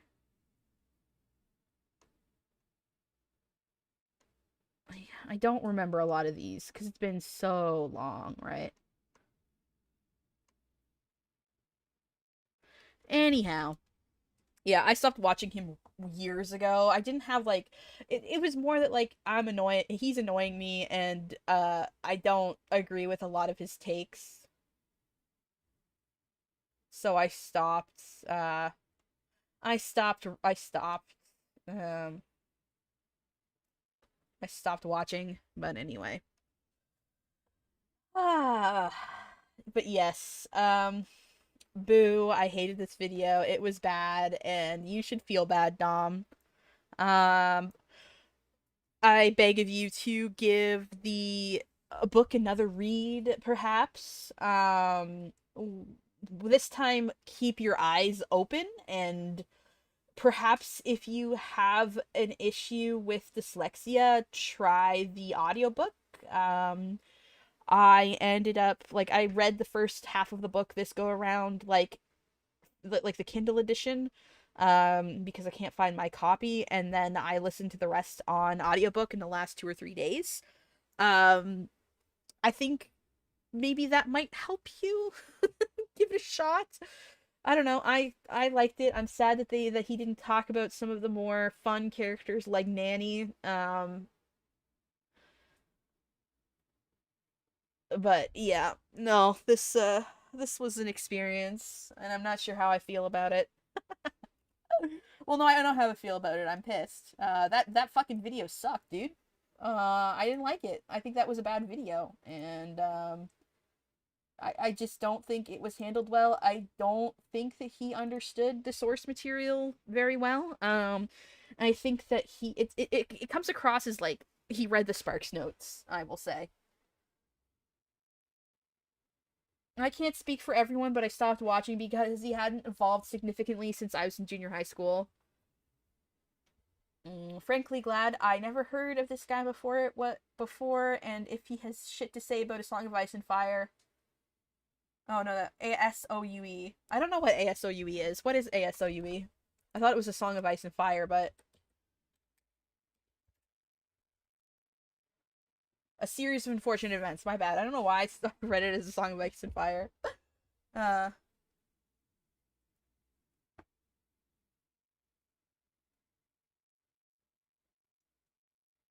I don't think he even read the Spark Notes. Listen, I'm sure he read it because there were details in it that were like accurate, but like it's not a very good reading of the story, unfortunately. And I resent the malignment of Gregory Maguire as a man in general. Like he's a decent guy. Like again, yeah, he's a devout Catholic and he's also been gay since out as gay since the 90s, but Not unique to this Gibu, I'm always frustrated by people shallowly engaging in art for the purpose of content or jokes instead of letting themselves be affected by the art. yeah, me too. That's the impression that I get for this. It's very popular to hate on Wicked right now. Um,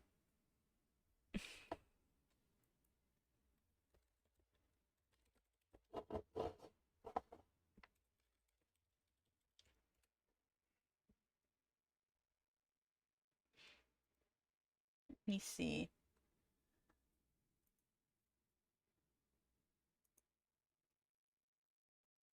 Let's take a look at the Wikipedia page.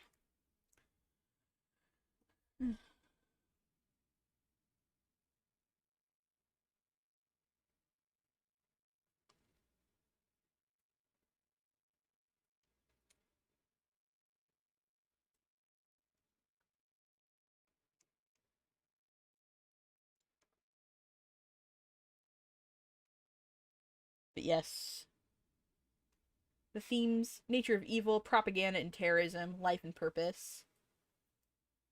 Maguire remembers the nuns who taught him in Catholic school of his boyhood of Albany, New York.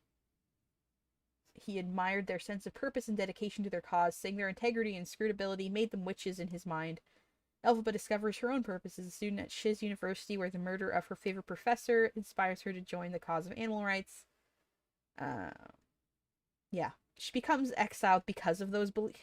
It's complicated. She does become exiled because of those beliefs, but she doesn't like that descent into madness is really because of her own like flaws as a human being.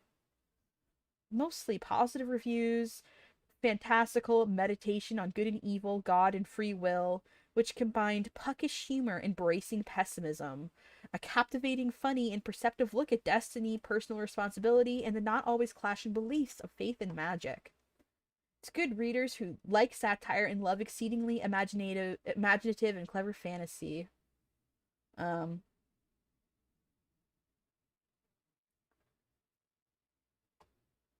New York Times was a notable outlier, criticizing the novel's strident political and moral relativism. Talk about a wicked good time. Are you going to react to other wicked video like Lindsay Ellis or Mouchel at the source? Oh, I didn't know Lindsay Ellis made a review. In 2024, the book was banned in Texas by Katy Independent School District on the basis the novel is adopting, supporting, or promoting gender fluidity, despite also pronouncing a bullying policy that protects infringements on the rights of students. Amazing.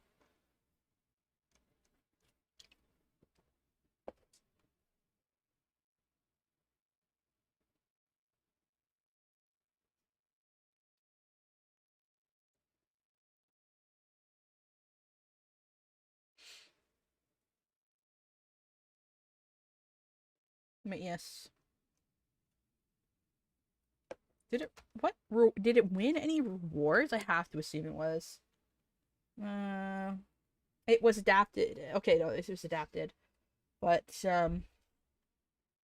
yeah.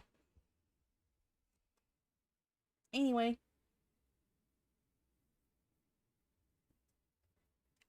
gender fluidity, when was that?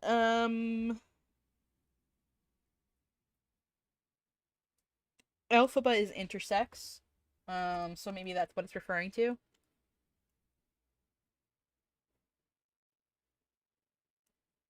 I hate when people use moral relativism as a buzzword when criticizing media.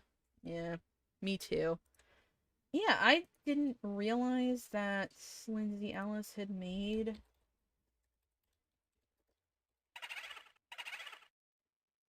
Yeah, it's banned nearby some of our libraries distribute the original Wicked for Banned Book Week.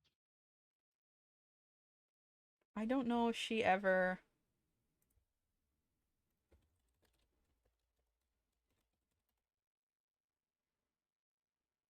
No, that's not what I want.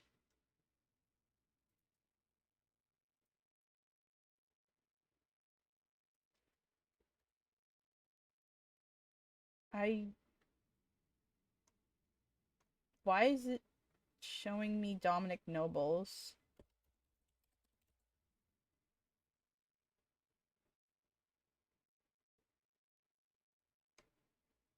I don't know if she didn't make one. If she did, it's not on YouTube.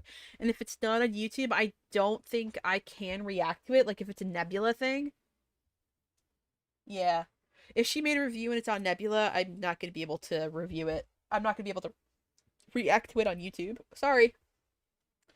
Um, because I will get BrentTube will slam me with the copyright hammer, copyright infringement hammer.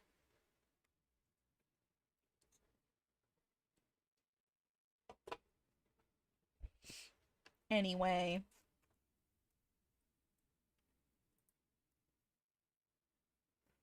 Oh, it's the Loose Cannon, the Wicked Witch of the West one? Does she talk about Wicked in here? Let me take a little peeksy poo.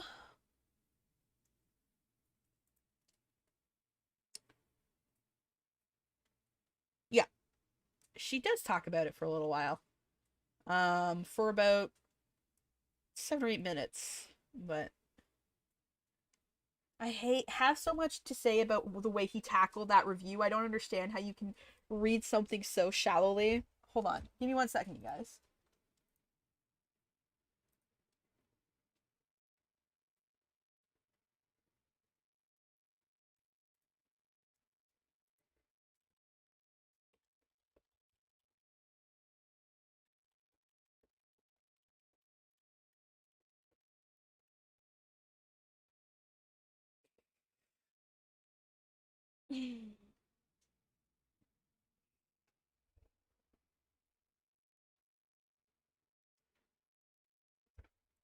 Okay, we're having a surprise guest.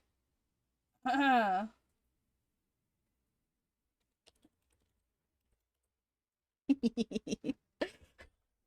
you guys ready for two very autistic guys to get mad at Dominic Noble? I don't think you are.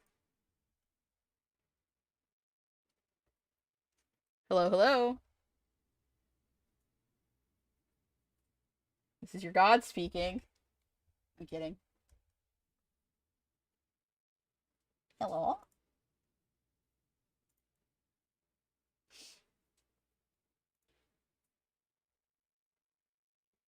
Peaks back on the menu, boys. Hello? Hello. There you are. Oh, this hurt my head. Yeah? I don't know if we read the same book. No, I don't think we did. I don't think we did. It feels like somebody gave me Wattpad Wicked. Yeah. You said you had a lot of things to say. I'm curious what those things are. Okay, so the way he tackled this, it's just... It reminds me a lot of the way I would tackle things as a teenager and the shit I watched as a teenager. Yeah. I'm gonna be upfront here. It reminds me of The Critical Drinker. Wait, okay. Wait, I think Raccoon also wants to talk. Can we have like a three-way call? Absolutely, go for it. Okay. Raccoon, I'm gonna invite you as well. How do I add friends? Create DM. It's Vivonkin time.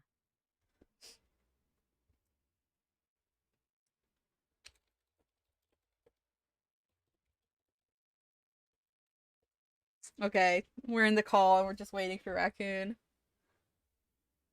Who is your guest? Oh, okay, so this is Bogalonk, and my second guest if she picks up, is Raccoon. She's upset that she's being denied entry, so I assumed that meant, there she is. Hello. Hello. Yes, this is Hi. this is Boggle and Raccoon. Écrime introduce your guest. 3. Oh no, chat is paying you to introduce us. Unbelievable. But yes, I got Boggle to read Wicked about a month ago, I think, and Raccoon. I'm not sure when you read Wicked. I reread it back in December. Okay, cool. So me and you. And in fact, I long time. have my copy literally right here. So I don't have my copy of Wicked. Like I said, I think I lost it in like a move or something. But I do have my copy of Out of Oz is nearby. But anyway, what did you guys think about that review? I made a couple of jokes about it. Are we sure this was a script that was not written by Lily Orchard? I made simply work here.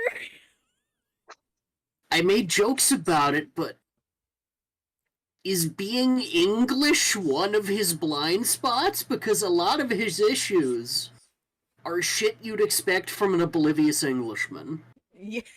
Completely missing all the conversation about imperialism and colonization.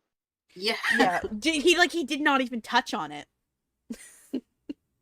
One of the things I like about It feels the book pointed. is that Oz is kind of flirting with the beginnings of that. And then when the wizard gets there, it gets worse. Because an American is in control. Well, he's exactly what the country needed to dip into that. They were ready for someone like that to take control. Yes. Interestingly reflective of the time that we're in right now, I think. I'm gonna say this, and I want it's gonna make sense, but it's gonna be a bizarre sentence. Please go ahead. The wizard is like Elon Musk in the sense that he is jumping in to take over a government for his own personal gain, with no regard for the actual people. Absolutely. And this was a book written during the 90s, about the 90s. Yes. So there's also a criticism of Donald Trump to be found in that as well. Yes. Yeah. No, you're kind of like saying what I'm implying out loud, you know. Yeah. Yes. Absolutely. Well, if there's one thing I'm good at, it's being unbelievably obvious. Nicholas Maisel, that is the exact joke I made earlier in the fucking stream. There's a joke in here somewhere. Go on. Yeah, I was just gonna read it out. A Brit not understanding the point about colonialism. There's a joke here somewhere. Yeah, absolutely. Yeah. Also, the way he talks about sex. Yeah, or like over sexualizes like breastfeeding and stuff, where it is clear that there are some moments where it's rides the line, like that moment where she's kind of waxing, like Mylena is kind of waxing about how she's failed as a mother and can't even breastfeed her daughter, but she also kind of wants to be noticed as young and as beautiful, and like it's like, you know, like I've got nice boobs, and like I'm like, isn't it sad that like the only person looking at them right now is my daughter, who I couldn't even breastfeed because she has fucking shark teeth and would have bitten them off.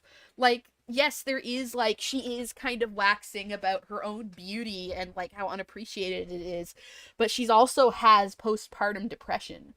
Like very blatantly in the book has postpartum depression.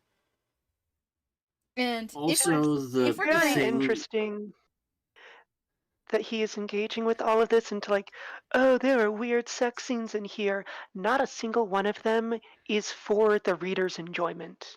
No. None of them are to objectify the characters. I would say that like Fiyero and Elphaba having sex is probably one of the few instances where it's a positive interaction. But it uses a lot of poetic, flowery language to kind of obscure what's exactly happening. But also, I would say that Turtleheart and Mylena having sex is also kind of like portrayed sort of positively. Um, There's no titillation. yeah, there's no titillation though. Yes. Yeah, It's not I don't feel like McGuire was writing this with one hand, yes, but and there No. you can't always expect that with authors. but it's also very clear that like he did want to talk about sex, and like as a gay man in the 90s writing about a story where there's like 95% of the characters are bisexual or gay, like I mean, like I think that it was an important theme to him at the time. I don't doubt it. Also, the way he treated the other kids making Lear pull his pants down, that's just what kids are like. Yes. Yeah, like, have you not interacted with a 5-year-old once in your life? Yeah. They're freaks. Yeah, and like again, that was supposed to be a humiliating, like very quick, like, hey, you met Manic, and you realize within the first paragraph of him being spoken about that he's an awful, awful bully. Because he humiliated, not again, I mentioned this, earlier, but he humiliated Lur, but it's also implied that he's exposed himself to his youngest sister, who is barely old enough to like she's still breastfeeding. And that was done very neatly and quickly within the span of like a paragraph or two. The book is very tightly written. Mm-hmm. Yes.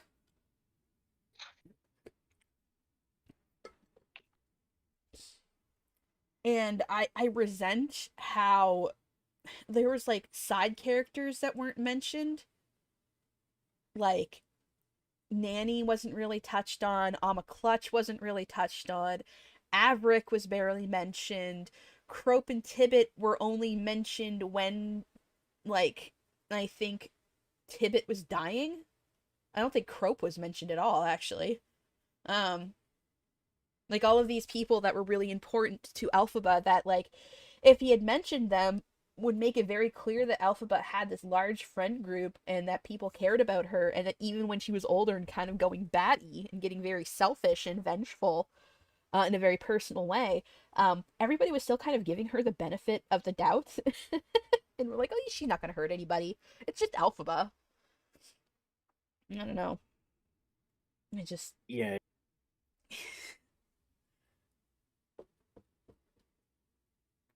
I'm just confused. He also kind of glanced over the entire.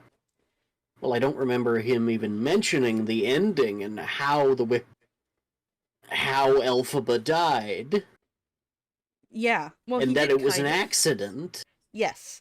But like I'm not sure who was demonized. Other than again the wizard, who was also a bad guy in the Bomb books. He was a liar, and took advantage of the land of Oz. So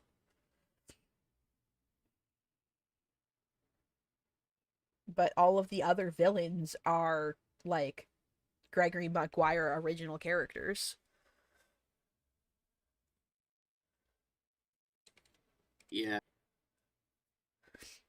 Not bringing up the fact that the trio of the Scarecrow, the Tin Man, and the Lion being reflections of Elphaba's past, and her thinking, oh god, please don't let it be fear, oh, under that fucking straw, I have this feeling, oh god, don't let it be that. Well, I think that she kind of wants it to be the arrow under the straw. She does, but she doesn't. Because she like says to Lear that like, well, you might get your wish, you might get a father after all. But yes, like, the lion being a reflection of her youth. And again, it's interesting that she claims she was the one to save the lion when it's like, no, it was actually like she was asking loud questions, but the whole class was in an uproar, and it was two completely unnamed female students that saved the lion. And the Tin Woodman is, you know, a reflection of Nessa Rose because, you know, Nessa Rose was responsible, or at least she assumes that he was responsible. I think it's confirmed Can in you hear me Son. now? Yes, I can hear you now. I think it's Okay, good. assumed. It got robotic for quite a minute, so. That's all right. I think there's this assumption that he was it was Nessa Rose's actions that uh caused the Tin Man to have his fate, but like I think it's only confirmed in Son of a Witch, but I don't remember exactly. Um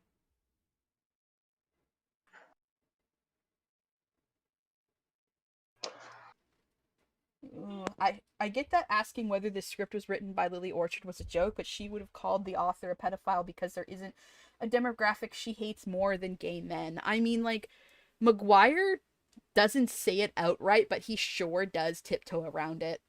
And that I think really pissed me off. Um, I'm not making any accusations. I'm just asking questions and then comparing him to fucking J.K. Rowling of all fucking people. Yeah, that was the wildest fucking thing. Comparing Elphaba to J.K. Rowling's actually the slaves like being enslaved shit. It.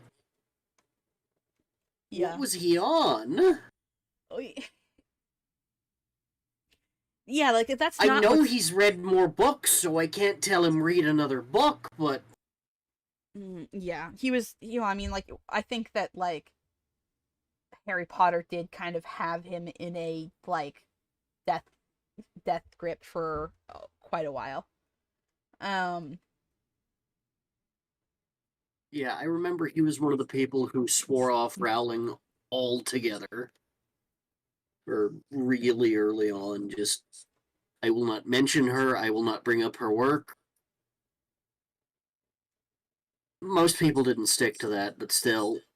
You can tell when somebody's got a sore spot for Rowling. Yeah. But yeah.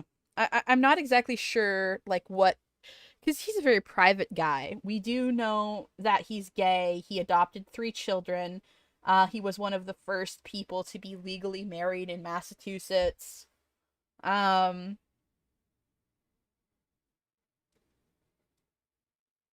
and he was on Oprah, I guess. But yeah.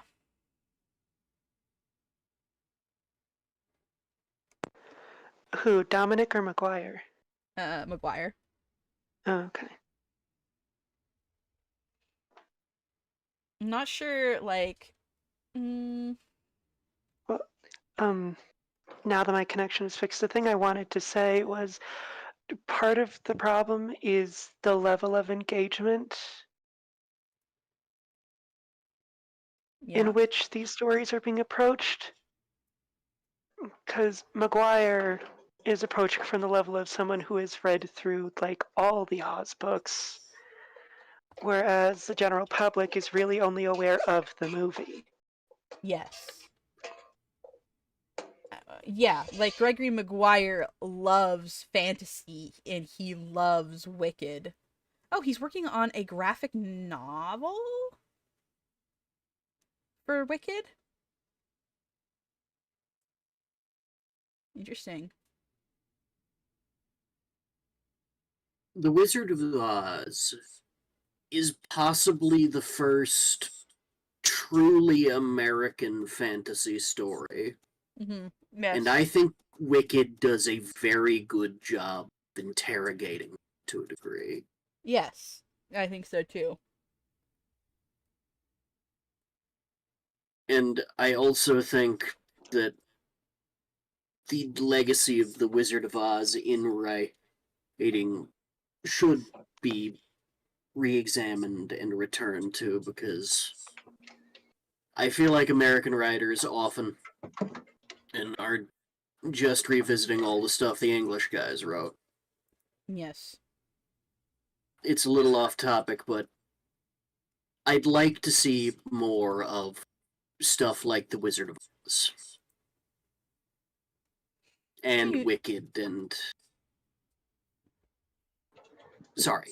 No, it's okay. I'm just doing some clicking around on Gregory Maguire's website. He has a Facebook and he has an Instagram, but I'm not gonna. And I think part of it is also with time, we forget the context in which things are written.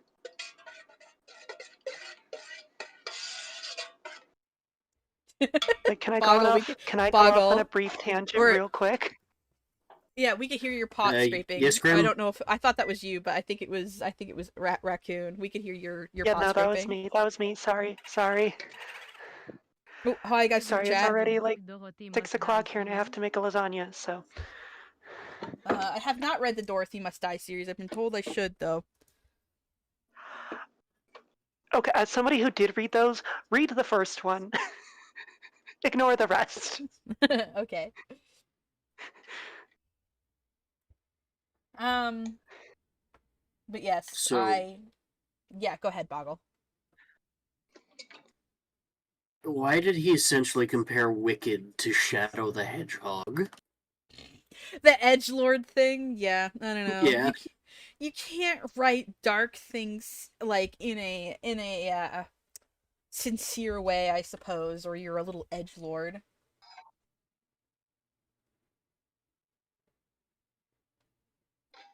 A tendency I've noticed for among online reviewers for a long time, and Dom is far from the worst of this, is treating any depiction of sexual assault in fiction as bad thing by default. As a survivor, it bothers me. Yes, I mean the thing with sexual assault is that okay, actually, can we dial this back a little bit and talk specifically about the sexual assault of Mylena? Because Mylena is also sexually assaulted in the musical, but it's treated as this have a little drink, it's very it's part of a fucking musical number. It's presented as though it's two adults getting drunk and that she's cheating on him. Yeah, when it's which is it is, but it's also that the green elixir is something that's only given to Mylena, right? It's not something that that the wizard is drinking. I believe they changed that in the movie because they realized how creepy it was. But she's also date raped in the fucking musical. So and it's treated with even less levity, I suppose, if you want to call it that. The date rape is literally the only thing I knew about the book before reading it. Yeah. It's the only thing people talk about with this book, if they've seen the musical. Well, there's that one, and then there's the tiger and Tibbet thing. I had no idea about the fucking tiger, I'm gonna be honest. Yeah, that's another big criticism of it, but it's also that was treated that's a sex cult that is taking advantage of young people, and if you pay, you play, that's bleh. That's supposed to be disgusting, and Bach and I think Fanny and a couple of them are maybe we should go, but they're not allowed to at that point. It's scary. It breaks up the rest of the friend group forever, so that even when Glinda comes back from the Emerald City, nobody spends any time together, and the only two people that stick together after that are Nessa Rose and Glinda, who weren't there to witness that. But yeah. So basically roofied. Yes. Mylena was essentially roofied in both the musical and in the book, but in the movie they kind of reframe it as Mylena just being unfaithful and them both drinking. When it's hard to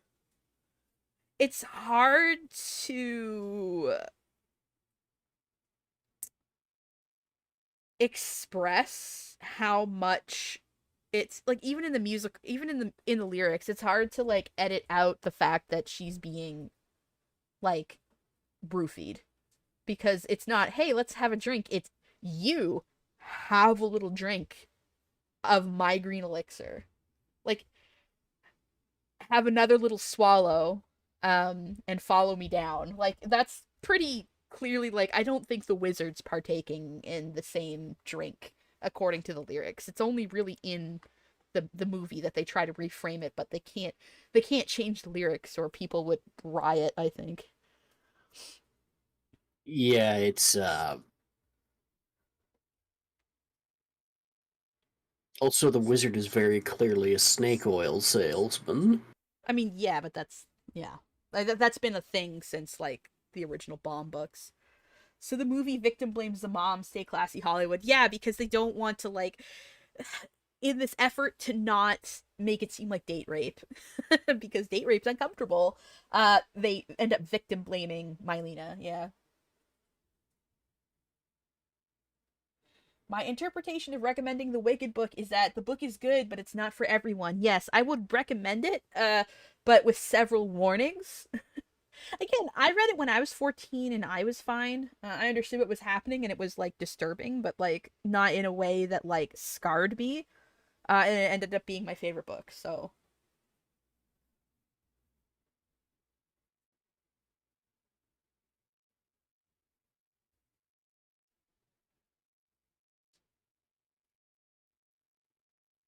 Anything else that you two wanted to mention, by the way? Oh, it's just And I'm No, poor raccoon is struggling to stay connected, I think. I genuinely feel, and maybe this is out of place, but if you're just doing this because at this point it's your job, maybe step back and take a look. Hey, if I'm not enjoying this book, maybe I should talk about it. Yeah. Or if this book is making you actually uncomfortable. Yeah, then it's not for you. Yeah. Well, I mean, I think it's good to sit with that discomfort, and that I think that's, like, an important thing to think about. Like, being uncomfortable is not the same as being hurt, and maybe if you feel uncomfortable, you should sit with that discomfort and think about it. Think about why you feel uncomfortable and what that says about you and what that says about the material you're reading, instead of making these weird accusations that Dom ends up making in this review that I frankly don't appreciate. Yeah, I think that largely stems from the fact that, well, this feels like content. Yeah. It inescapably feels like content. Yes. This is made by someone who, like, he said as much, like, he hadn't watched the musical, he hadn't watched the movie. He read the original books and he liked the Bomb books, but, like, he has no love of Wicked. He's doing this for part of his job. For some reason. Even though he doesn't like it. I respect Okay, am I it. back? Go ahead, make your money, but Yeah. sometimes when it's your job, you've got to have this sense of maybe this isn't for me, or I'm not the one who should tackle this. Yeah. Agreed. Yeah, that's... Can you hear me now? Yes, we can hear you. Okay, cool. Well, just one other thing that I wanted to bring up is, like, a bit of an example of just how over time our perception of things gets skewed, because here I am getting on my soapbox about cultural context again. And I promise this will make sense, but, like, a lot of people, when we are engaging with Edgar Allan Poe, it's always in the context of, like, oh, all of his writing is so sad and tragic and dark, and he was so depressed.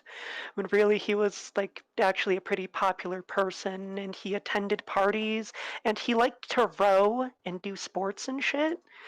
the reason he wrote all of these dark, depressing poems was to make fun of the equivalent of granola moms, That's which so were the good. transcendentalists. He Because he wrote thought that all them his being most famous stuff as a bit. not really as a bit, just out of spite. Because transcendentalism is just very much like, oh, let's return to the natural world and just examining how beautiful everything is. When it's like, life can suck sometimes. Hippie shit. Yeah, he was making fun of hippie shit. Yeah, that makes sense. I've got a whole new respect for that man now. Good on him. He was a weird little freak, but I love him. Like, kind of writing something dark to. Oh, sorry to go there, but it kind of reminds me of like perhaps a contemporary, and it makes sense. But like perhaps a contemporary would be Jonan Vasquez. But that's like kind of like the goth thing, though, isn't it? It's to be like, hey, let's like the world is dark, but it's kind of beautiful in a weird way, and maybe we shouldn't shy away from it. Yeah. Also, he loved to sock puppet, just as a fun fact. Oh my god, of course he did. God, I want a drink with Edgar Allan Poe. That sounds fantastic. He'd write in anonymous letters to newspapers, like trying to start fights with other writers, and when people wouldn't take the bait, he'd write as a fake person responding. Oh, Ooh. he's literally me. All right. This is why I think But YouTube's yeah, structure encourages a bad work environment of quantity over quality. Not that Dominic is blameless, it's just that he's still a symptom of YouTube's poor work environment. Exactly. Like, it's like saying, oh, Wicked bad, and like the Wicked books are bad. Like, that's in, like, Wicked is a trending topic, and saying something is bad is always going to, is always going to get more clicks. I mean, I've fallen for the exact same thing. Like, my whole branding on this fucking video is like, I'm gonna fucking pick Dominic Noble up and throw him against the wall so that he becomes a red mist. Like, that's the joke, is that I'm gonna beat this guy with hammers, I'm gonna blow him up with my mind. Like, I am being extremely negative, and I was negative even before I knew what his opinions were. So, like, yeah, I guess I'm falling for the same shit that Dominic Noble fell for. So I guess I can only criticize him so much. It's getting rage clicks. Exactly. It gets rage clicks. And I fell for the same thing. But I ended up being quite justified, actually. All the media reason prism, to my mind, sits downstream of one person in particular, and that would probably be Roger Ebert. Ugh. in the public consciousness, I would say, yeah, but Yeah, and don't ask me about Harold Bloom, or we'd be here for the next 5 hours. who is Harold Bloom? No, no! He is a very famous literary critic that was very much about death of the author and treating a work as if it appeared out of a vacuum, You can't. which is to ignore any readings about the culture that the author originated from, or any potential readings from a feminist or a queer lens. And like Wicked in particular kind of defies that idea, because it's like it's so embedded in the culture of its time and of the person who wrote it and of the intended audience. Like, it's, again, Yeah, written that's where I by, was going. yeah, it's written by a gay man who was obsessed, perhaps to the level of autism. I have the autism dar, I can say that. Um, with the Wizard of Oz. And he's a practicing Catholic, and he's gay, and he's writing about like a very political story in a very political world. Because this book was written and released during the mid 90s, which was Yep. for the kids, even though I was not alive for this, just because I pay attention to people older than me, the way that we were talking about the AIDS crisis, for example, Mhm. like we were saying it then and we're saying it now, but holy shit, how horrific. Yeah. Jesus Christ, how And this is horrifying. Yeah. To properly during critique a work is to go on a cultural safari to find out where the author was coming from in that point in time.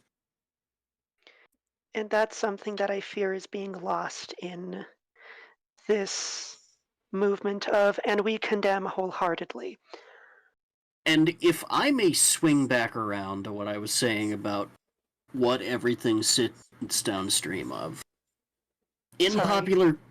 popular culture, most criticism these days usually starts around Roger Ebert. That's what everything's downstream of. That's what all the movie guys are inspired by. Then you get to the internet age. Can you explain who go on. Roger Ebert is to the class? Okay, Roger Ebert is a now deceased famous movie critic. No, I think it's Haskell that died because Ebert just posted. No, he's still got a website going, but he's Yeah. dead himself. Okay. As far as I know. Let me look this up. Because I was going to say, I was on the Roger Ebert website a few days ago looking at his review of a movie called Hundreds of Beavers. Oh my Yeah, God. that's not him. He died in 2013. That's just Okay. his website. Okay, so Roger I thought he Ebert was still alive. was an extremely popular film critic who had his own TV show. Oh, I think it was around the 80s and 90s. I hated Yep. it. And he was, I hated everything about it. It's that guy, and right? Yes, he was very famous for ripping these movies apart. And that's where most people encountered their first criticism of a work. And then you move into the internet age, where the first ultra-popular critic, quote-unquote, was James Rawls.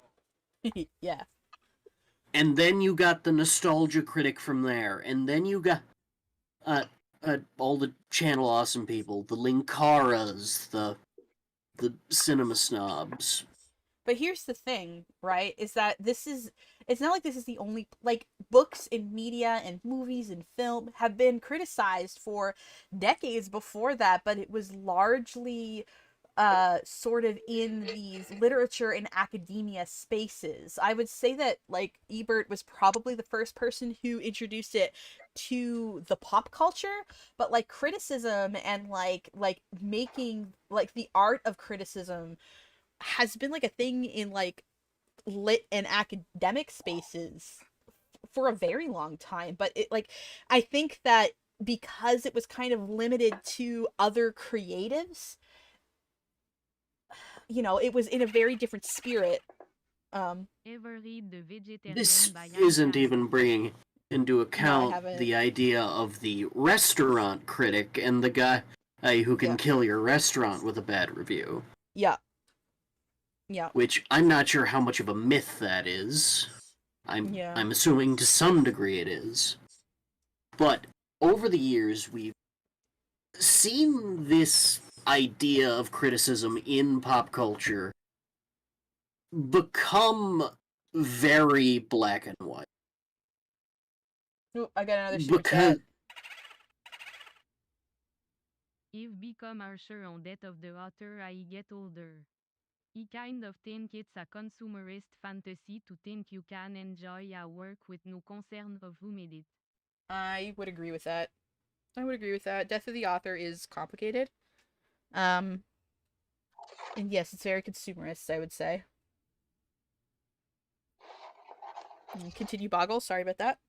As criticism has become more acceptable or accessible, well, it means more people can do it. However, it also means that lower barrier to entry means that any anybody with a microphone can get an audience by ripping something to shreds, because that's entertaining.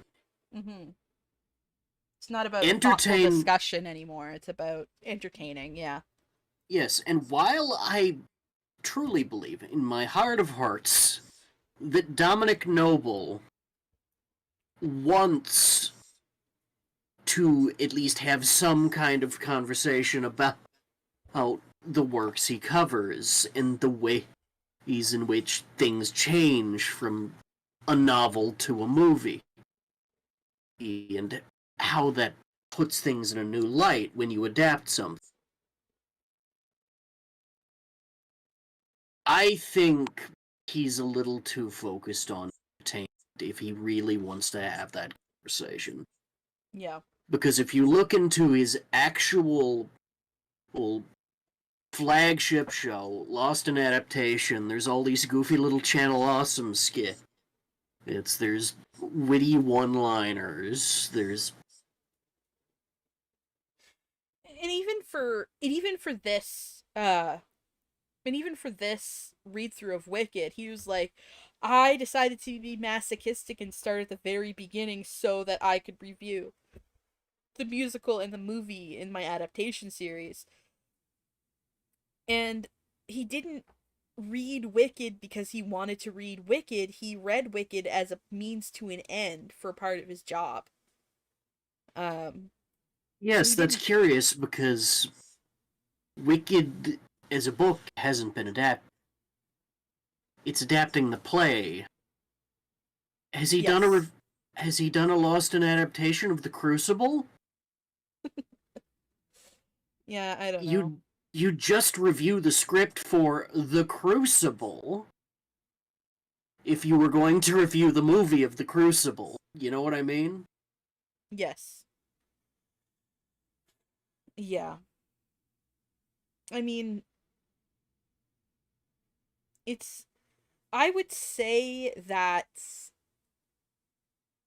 Wicked, the book, is a transformative work of The Wizard of Oz, in the same way as Wicked, the play, is a transformative work of Wicked, the book. You know, there's just as many changes. There's just as much of a distortion in the theme and the characters. Things get shuffled around and reinterpreted and revised in ways the original author didn't intend. And yeah, like, we talk about how Frank L. Baum would be really disappointed if he ever read Wicked the book, but like, Gregory Maguire was around to see the play and he did not like it when it first came out. He's kind of like softened to it now. But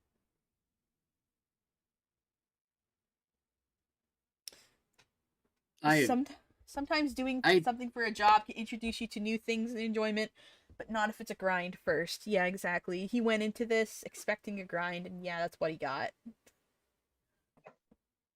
Also, I may be putting a little cart before the horse here.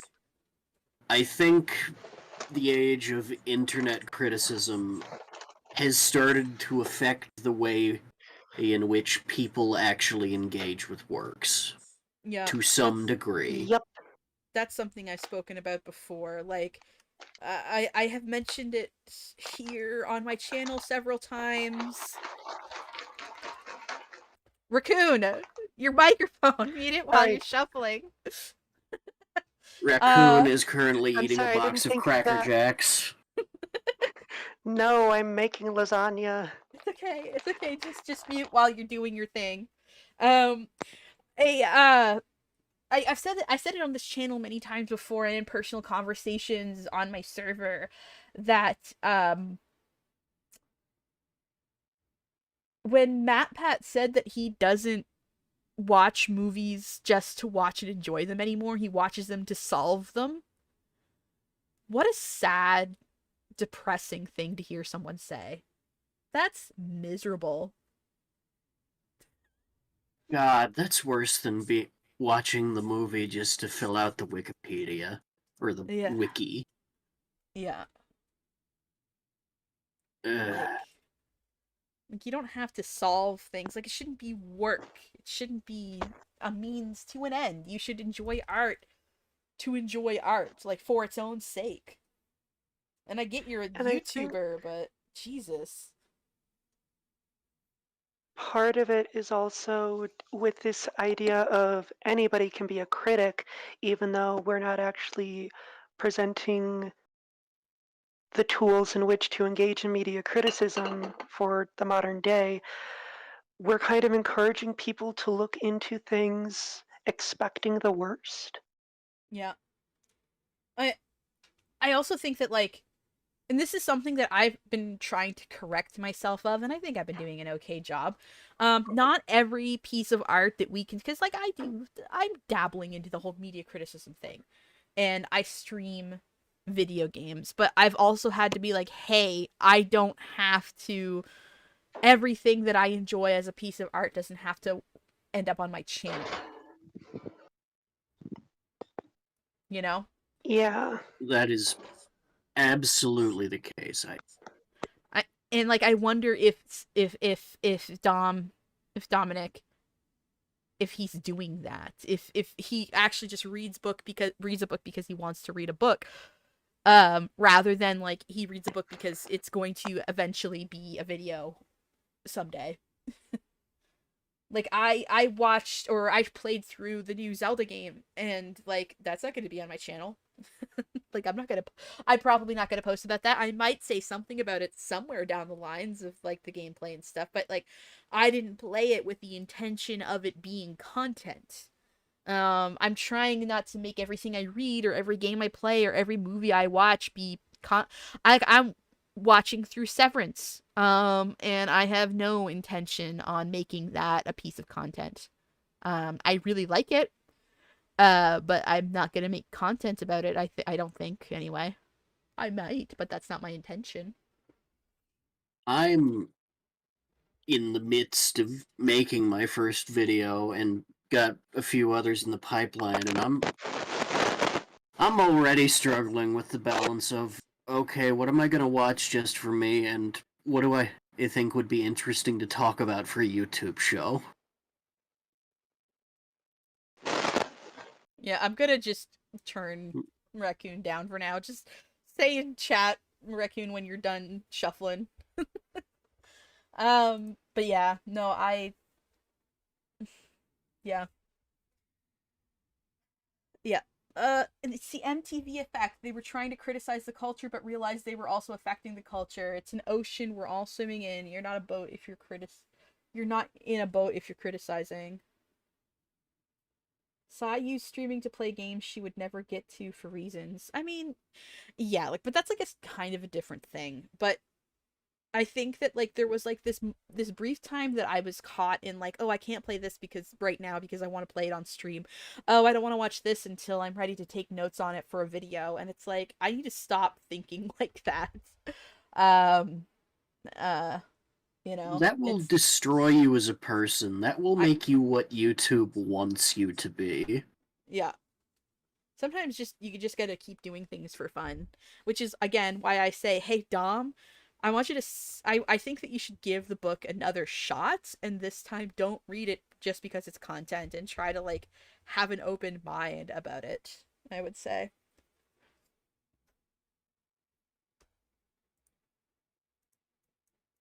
The way I typically tackle a book. Darn it, I had something kind of talk reality about it. Yeah, Yeah. barely caught I that. forgot what it was. I had something I was going to say about reality TV, but I forgot what it was. I mean, that's a whole other kettle of. Oh, maybe it's about.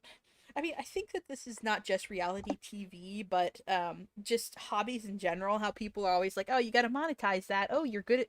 Make sure that you practice at art that you so you can sell your art one day." And it's like maybe people can just draw because they like drawing, or maybe they can just make food because they like making food. They don't have to like become like a chef or like an entrepreneur or or a professional artist just because they enjoy doing those things.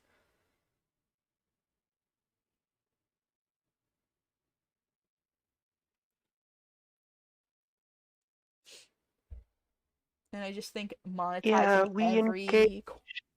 Go ahead. No, you finish.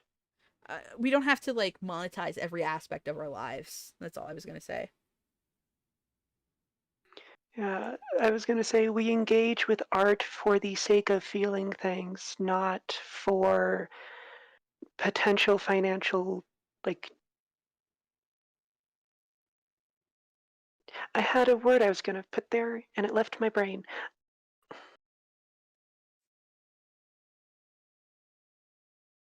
We engage with art because we want to feel things, not because we want to profit off it. Or yeah, that should be that should be why. But yeah, And if you're positioning yourself as a critic, I think it's okay to engage with something because it's your job. You should probably be upfront about that when that's the case. yeah, Hey, this is a really big thing. I'm going to engage with this because it is my job. yeah. But I think that also should be like you're not gonna get everything, and not everything is made for you. And like again, I don't know if Dominic Noble is straight or not. I'm gonna go out on a limb and guess that he is, just based on the way he talked about Gregory Maguire being gay. That was odd and kind of smacked of a little bit of homophobia that I don't know he's aware of Yeah, that he was that perpetuating. felt. But There's a lot of women in this book. It must be the gay man being weird about it. yeah, This is an entire book about how women are being pulled out of positions of power and how that's a bad thing. Gregory Maguire must not like women. uh considering that he writes so much about women, it's such an what an odd thing to say. Books. Let's see. Let's pull this up on my little Firefox. So there's Wicked. This is just a graphic novel. Women, women, women. There are two books in the Wicked years. A Line Among Men and Son of a Witch That Star Men. But the spin-off series is about women. Confessions of an Ugly, Stepsister, Mirror Mirror, about women. Hidden Sea, I'm not familiar with. After Alice, about a girl. Egg and Spoon, I believe. I'm actually not sure what that one's about. And Cress Watercress, I believe, is also about a woman. Oh, Uh, yeah, that's probably about Rapunzel. yes. And then there's a Wild Winter Swan, who I'm not sure. Yeah, it's adaptation of Hans Christian Andersen's The Wild Swans. Yeah, it is about a girl. It turns this classic tale into an Italian American girl's poignant coming of age story set amid the magic of Christmas in 1960s New York. And Cress Watercress turns his trademark wit and wisdom to an animal adventure about growing up, moving on, and finding community. When Papa does a return from a nocturnal honey gathering expedition, Cress holds out hope, but her mother assumes the worst. It's xenofiction. Oh, Yeah. About a oh, little 'cause I was gonna rabbit. say Oh my watercress goodness, is very big. she's so cute. Look at that Like, little bunny. Okay, sorry, go ahead. I remembered what I was gonna say about reality TV and how it relates to Wicked because it was the 90s and the politics that happened during it. Yeah. Like, the 90s were the big boom of reality TV, and then that led into the early 2000s. But, like, the way that we were engaging with quote unquote looking at the world Mm-hmm. was very obviously manufactured, but presented as if it was not, which, like, is insane to think about when you look back on it in the modern day. But that's like a whole separate thing. Whereas Reality what Wicked, TV is a Ooh. propaganda sweat dream. Also, um, absolutely. Also, Hidden Sea is about the Nutcracker. Ooh, okay, that one I'll have to look into. I Yes. like the A Nutcracker. Tale of the Once and Future Nutcracker.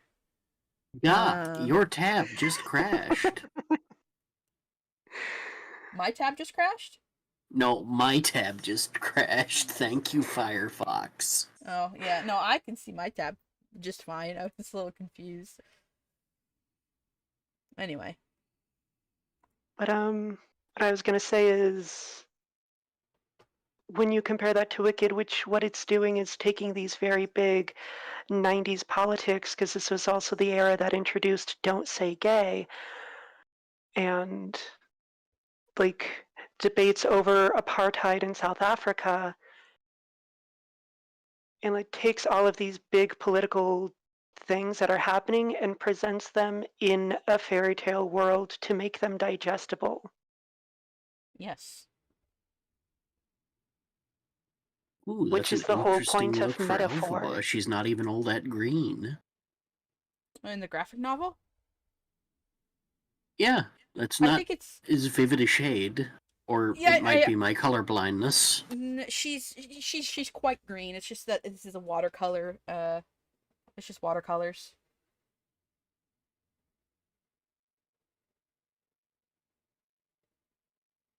But she's supposed to be kind of like a pale green. She's compared to like delicate lettuce leaves when she's a baby. Uh, so I That's don't gotta think. be. Go ahead. That has got to be the funniest shit in the world. I'm just saying. Green baby. You with shark teeth. Yeah, I kind of love the way the imagery that's evoked about baby Elphaba. She's like a rotting pile of lettuce leaves. This is Mylena, It's in amazing. her postpartum depression, but We have a uh baby the same color as our own vomit.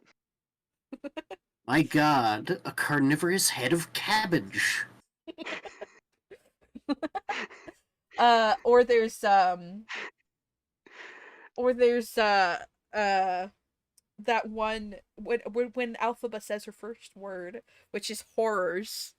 She's just so pleased with herself. And she seems to say it at such poignant moments. Because she learned the word horrors as Turtleheart is telling Frex and Mylena about what's happening in Quadling Country, which is that the wizard is making, he's going through there. He wants to put up a highway and like start draining the waters because Munchkinland is going through a drought, and they discover rubies there. And then like years later, when Elphaba starts going to school, rubies are this hot commodity that's come into fashion and it's like the implication that like, yes, the wizard did absolutely like drain the swamps of Quadling Country and like did a lot of damage there. And it's like this subtle hint that like you were never told at that point, like when it's discussed in the first part of the book, it's like it's a plan to go down there and like drain the swamps to mine for rubies, but we don't know if that ever happens until we start having Glinda in the Shiz era talk about how fashionable rubies are, and how they're used in clothing and in jewelry, and it's this very subtle, disturbing sort of hint towards the horrors, as Elphaba put it when she was a little baby, that happened in Quadling Country during the time skip. So it's like another part of the Manifest Destiny Exactly. criticism that Gregory Maguire is giving Yes. that Dominic somehow did not pick up on at all. Yeah. Like this whole like, oh well, like to Glinda, it's just like pretty red jewels. Um, to the Quadlings, their way of life was destroyed and they were slaughtered. Um, but largely during the Shiz era, Glinda is our main point of view character, and occasionally we get Bach. We actually don't get anything apart from the intro, where it's just like a brief like excerpt of Elphaba spying on Dorothy, we don't get anything that's like from Elphaba's point of view until the very end of the book. When she's in Kiamako, which I thought is a very interesting choice. But I don't know if you guys noticed that or you found it poignant. Oh, I did. I thought that was interesting about examining the same events through different characters' perspectives. Mm-hmm. Because they will inherently have different ideas, and none of it ever feels like it's one person who's just like pointing and saying, "Do you get it?" Yes. Which just speaks to McGuire's writing talent, frankly. Yes, it's why he's one of my favorite authors and has been for a very long time. If you haven't read them, I would also suggest Mirror Mirror and Confessions of an Ugly Stepsister. There's a lot more cruelty and like very intimate personal cruelty in Confessions of an Ugly Stepsister. And that was actually the first of his books that I actually read. It's tragic. It's very sad. I won't spoil it, but I enjoyed it a lot. It's a very interesting read if for someone that feels very much like they're in the other. Also, I've been corrected. He is heavily like Dom is very heavily straight leaning bi. I think he actually decided Yeah, to we read can this tell. because the film is coming out and hated it. It's perfectly in line with what I know about his taste that he would hate Wicked. Yeah. Makes sense. Sorry about that. Go ahead, Raccoon. I said, "Oh, he's a straight-leaning bi man. We can tell." Oh, Jesus. Put those claws away, young man. Oh, God. He has an awkward relationship with some fictional twink. I can sense it. No, okay, we're just being mean now. Let's not. Dominic, if you hear this, that was a joke. I mean it in the best possible sense. I respect what you're trying to do. Are you saying that politely he saw... asking that you examine your own personal biases, please? Are you Yes. saying that you're convinced that he saw some fictional femboy and like was like, you know what? Maybe I don't. Maybe no. Okay, now I'm being mean.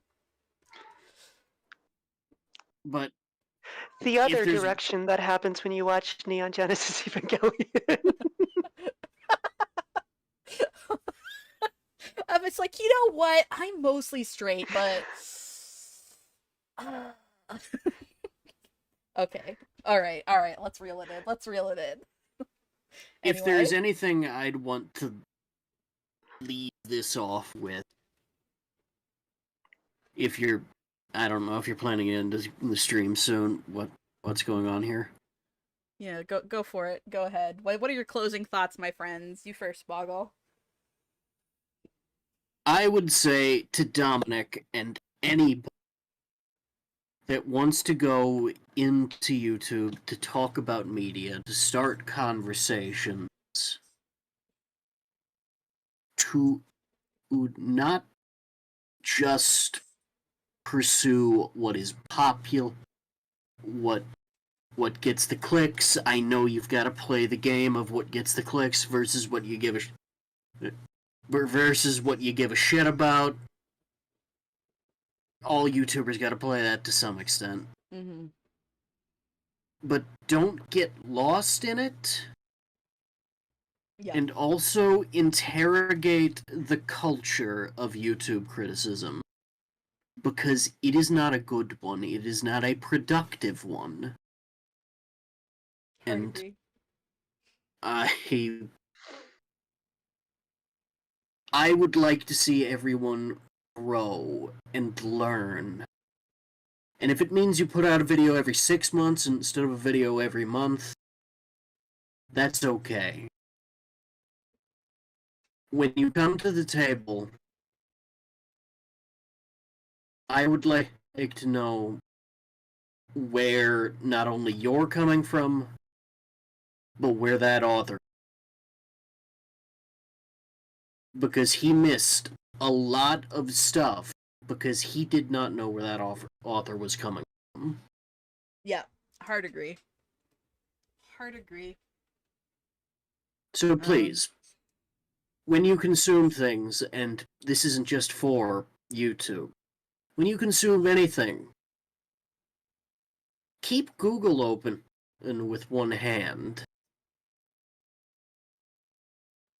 Are you telling people to read things one-handed, Boggle?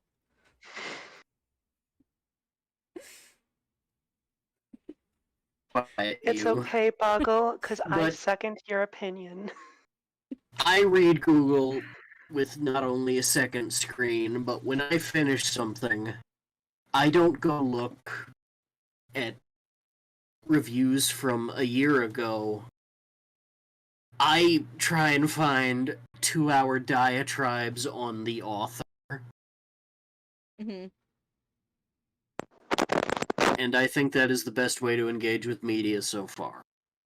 Yes. I think it's really important to understand where the author is coming from. Like, you can't take a picture of Dorian Gray outside of the experience of Oscar Wilde, as much as their fucking Netflix show is trying to do that, but, like, let's not get into that. Let's not get into that here. If I start going off about Oscar Wilde and a picture of Dorian Gray tonight, then we're gonna be here until tomorrow morning. You can't talk about Dorian Gray without talking about the fact that what you're reading is not what the author intended. There's an entire chunk of gay shit just ripped out of it. Yeah. I mean, like, there are some versions where a bunch of that was put back in, but yeah. Any closing thoughts from you, Raccoon? Yes. As always, when you are going to engage with art, do your best to see when it was made, who made it, and what the world was like around the author and the time that it was made. Because that will inform so much of what happens. You can read something in a vacuum, but you will always miss things. Yeah. Also, if you do want to get into criticism via YouTube or podcasts or whatever, I'm not telling you that you have to get a degree in media studies, but I will say try to educate yourself on how criticism of art works. Yeah. Before you just start talking out of your ass. That's how we get the CDs and the Dominics. Absolutely. You can't read the Aeneid without understanding the legacy of the Odyssey and the Iliad, and the way Rome was trying to connect itself to that broader Greek culture at the time. Yeah.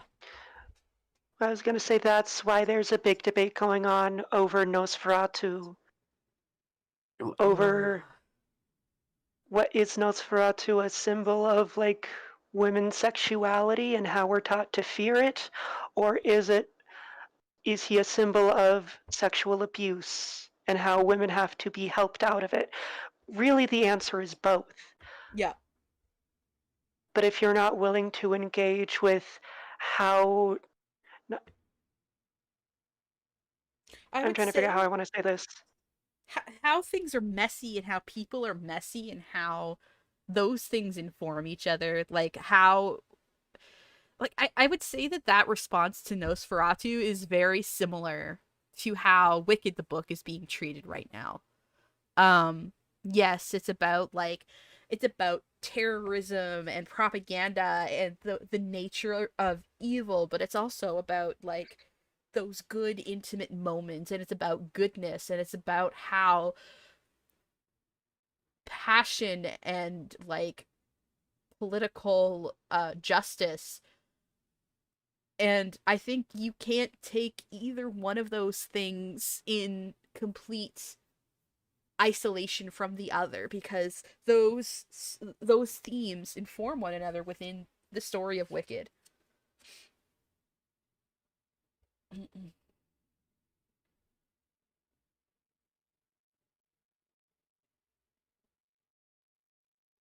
Are we all good? Yep, Can we're you good. hear me? Yep, Okay, good. It got real quiet for a second, so I wasn't sure if I got cut off. I think you did, yes. And one thing I was going to say is when you engage with art, you have your own interpretation, but don't try to say that your interpretation is the only interpretation. When you try to define a symbol, you limit what that symbol is. Yes. Agree.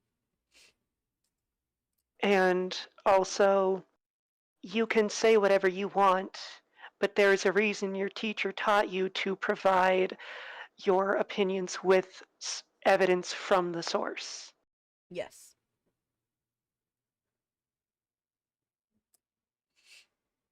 Okay, All that's right. everything. Okay, if that's your closing thoughts, I'm probably going to start wrapping the stream up then. Thank you two so much for coming on. Thank you for having us. Is there anything that you Viewers, guys want me to plug? Sure, plug my YouTube channel. First video is gonna be on Kamen Rider. Yippee! Let's boggle along. If you want to drop your link in the chat, go for it, Boggle. What about you, Raccoon? Anything you want to plug? Well, at the moment, I'm like, for reasons that are obvious, if you have talked to me for 5 minutes, I am preparing to make a big move. And in order to raise funds for that, I'm thinking about stepping into streaming and making videos. So I guess watch out for that once I work up the courage for it. But also read The Power Fantasy, a comic by Kieran Gillen. Ooh, I haven't read which that, but I is, do know Kieran Gillen.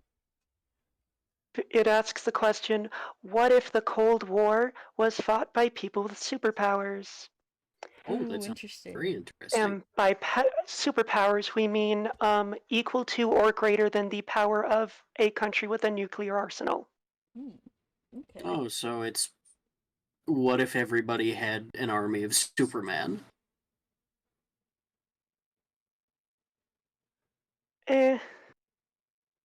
It's more, there are a select few just like everyday citizens that are ridiculously overpowered, but over time, more people with like smaller powers have been popping up.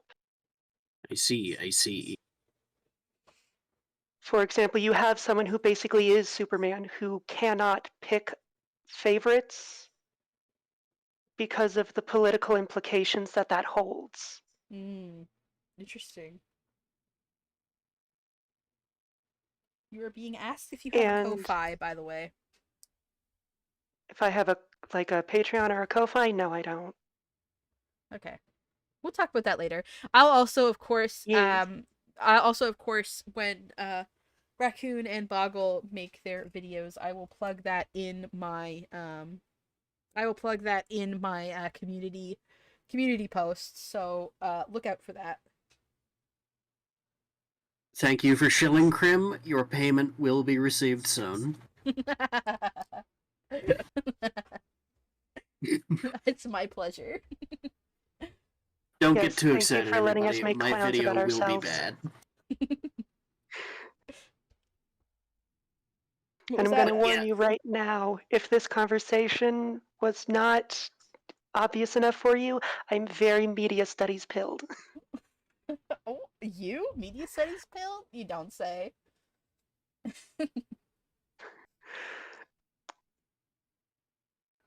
Alright, I'm gonna say goodbye now. Bye-bye, you two. I'll talk to you later. Bye. Goodbye. Alrighty then. Well, as far as my closing thoughts go, I definitely recommend Wicked. I feel like I may have spoiled it a little bit, but you can get it right off of Gregory Maguire's website if you want. You can also get it from like Amazon, and actually perhaps you cannot get it right off of his website, but you can find links to it right here. Buy this book, HarperCollins, Amazon, Barnes and Nobles, and Bookshop.org. You can buy these books right off of his website and anywhere books are sold. It comes in, of course, hardback and like paperback editions, but there's also the Kindle edition, the audiobook edition. I very much enjoyed the audiobook. I think it was very well done. Um, big to keep the French super chats. They're too much fun. Sure, I'll keep them. Anyway, thank you so much for watching. Don't forget to like and subscribe. I will be streaming more this week, and I will hopefully have a video unrelated to Wicked up on Friday. I'll see you guys all next time. Bye-bye.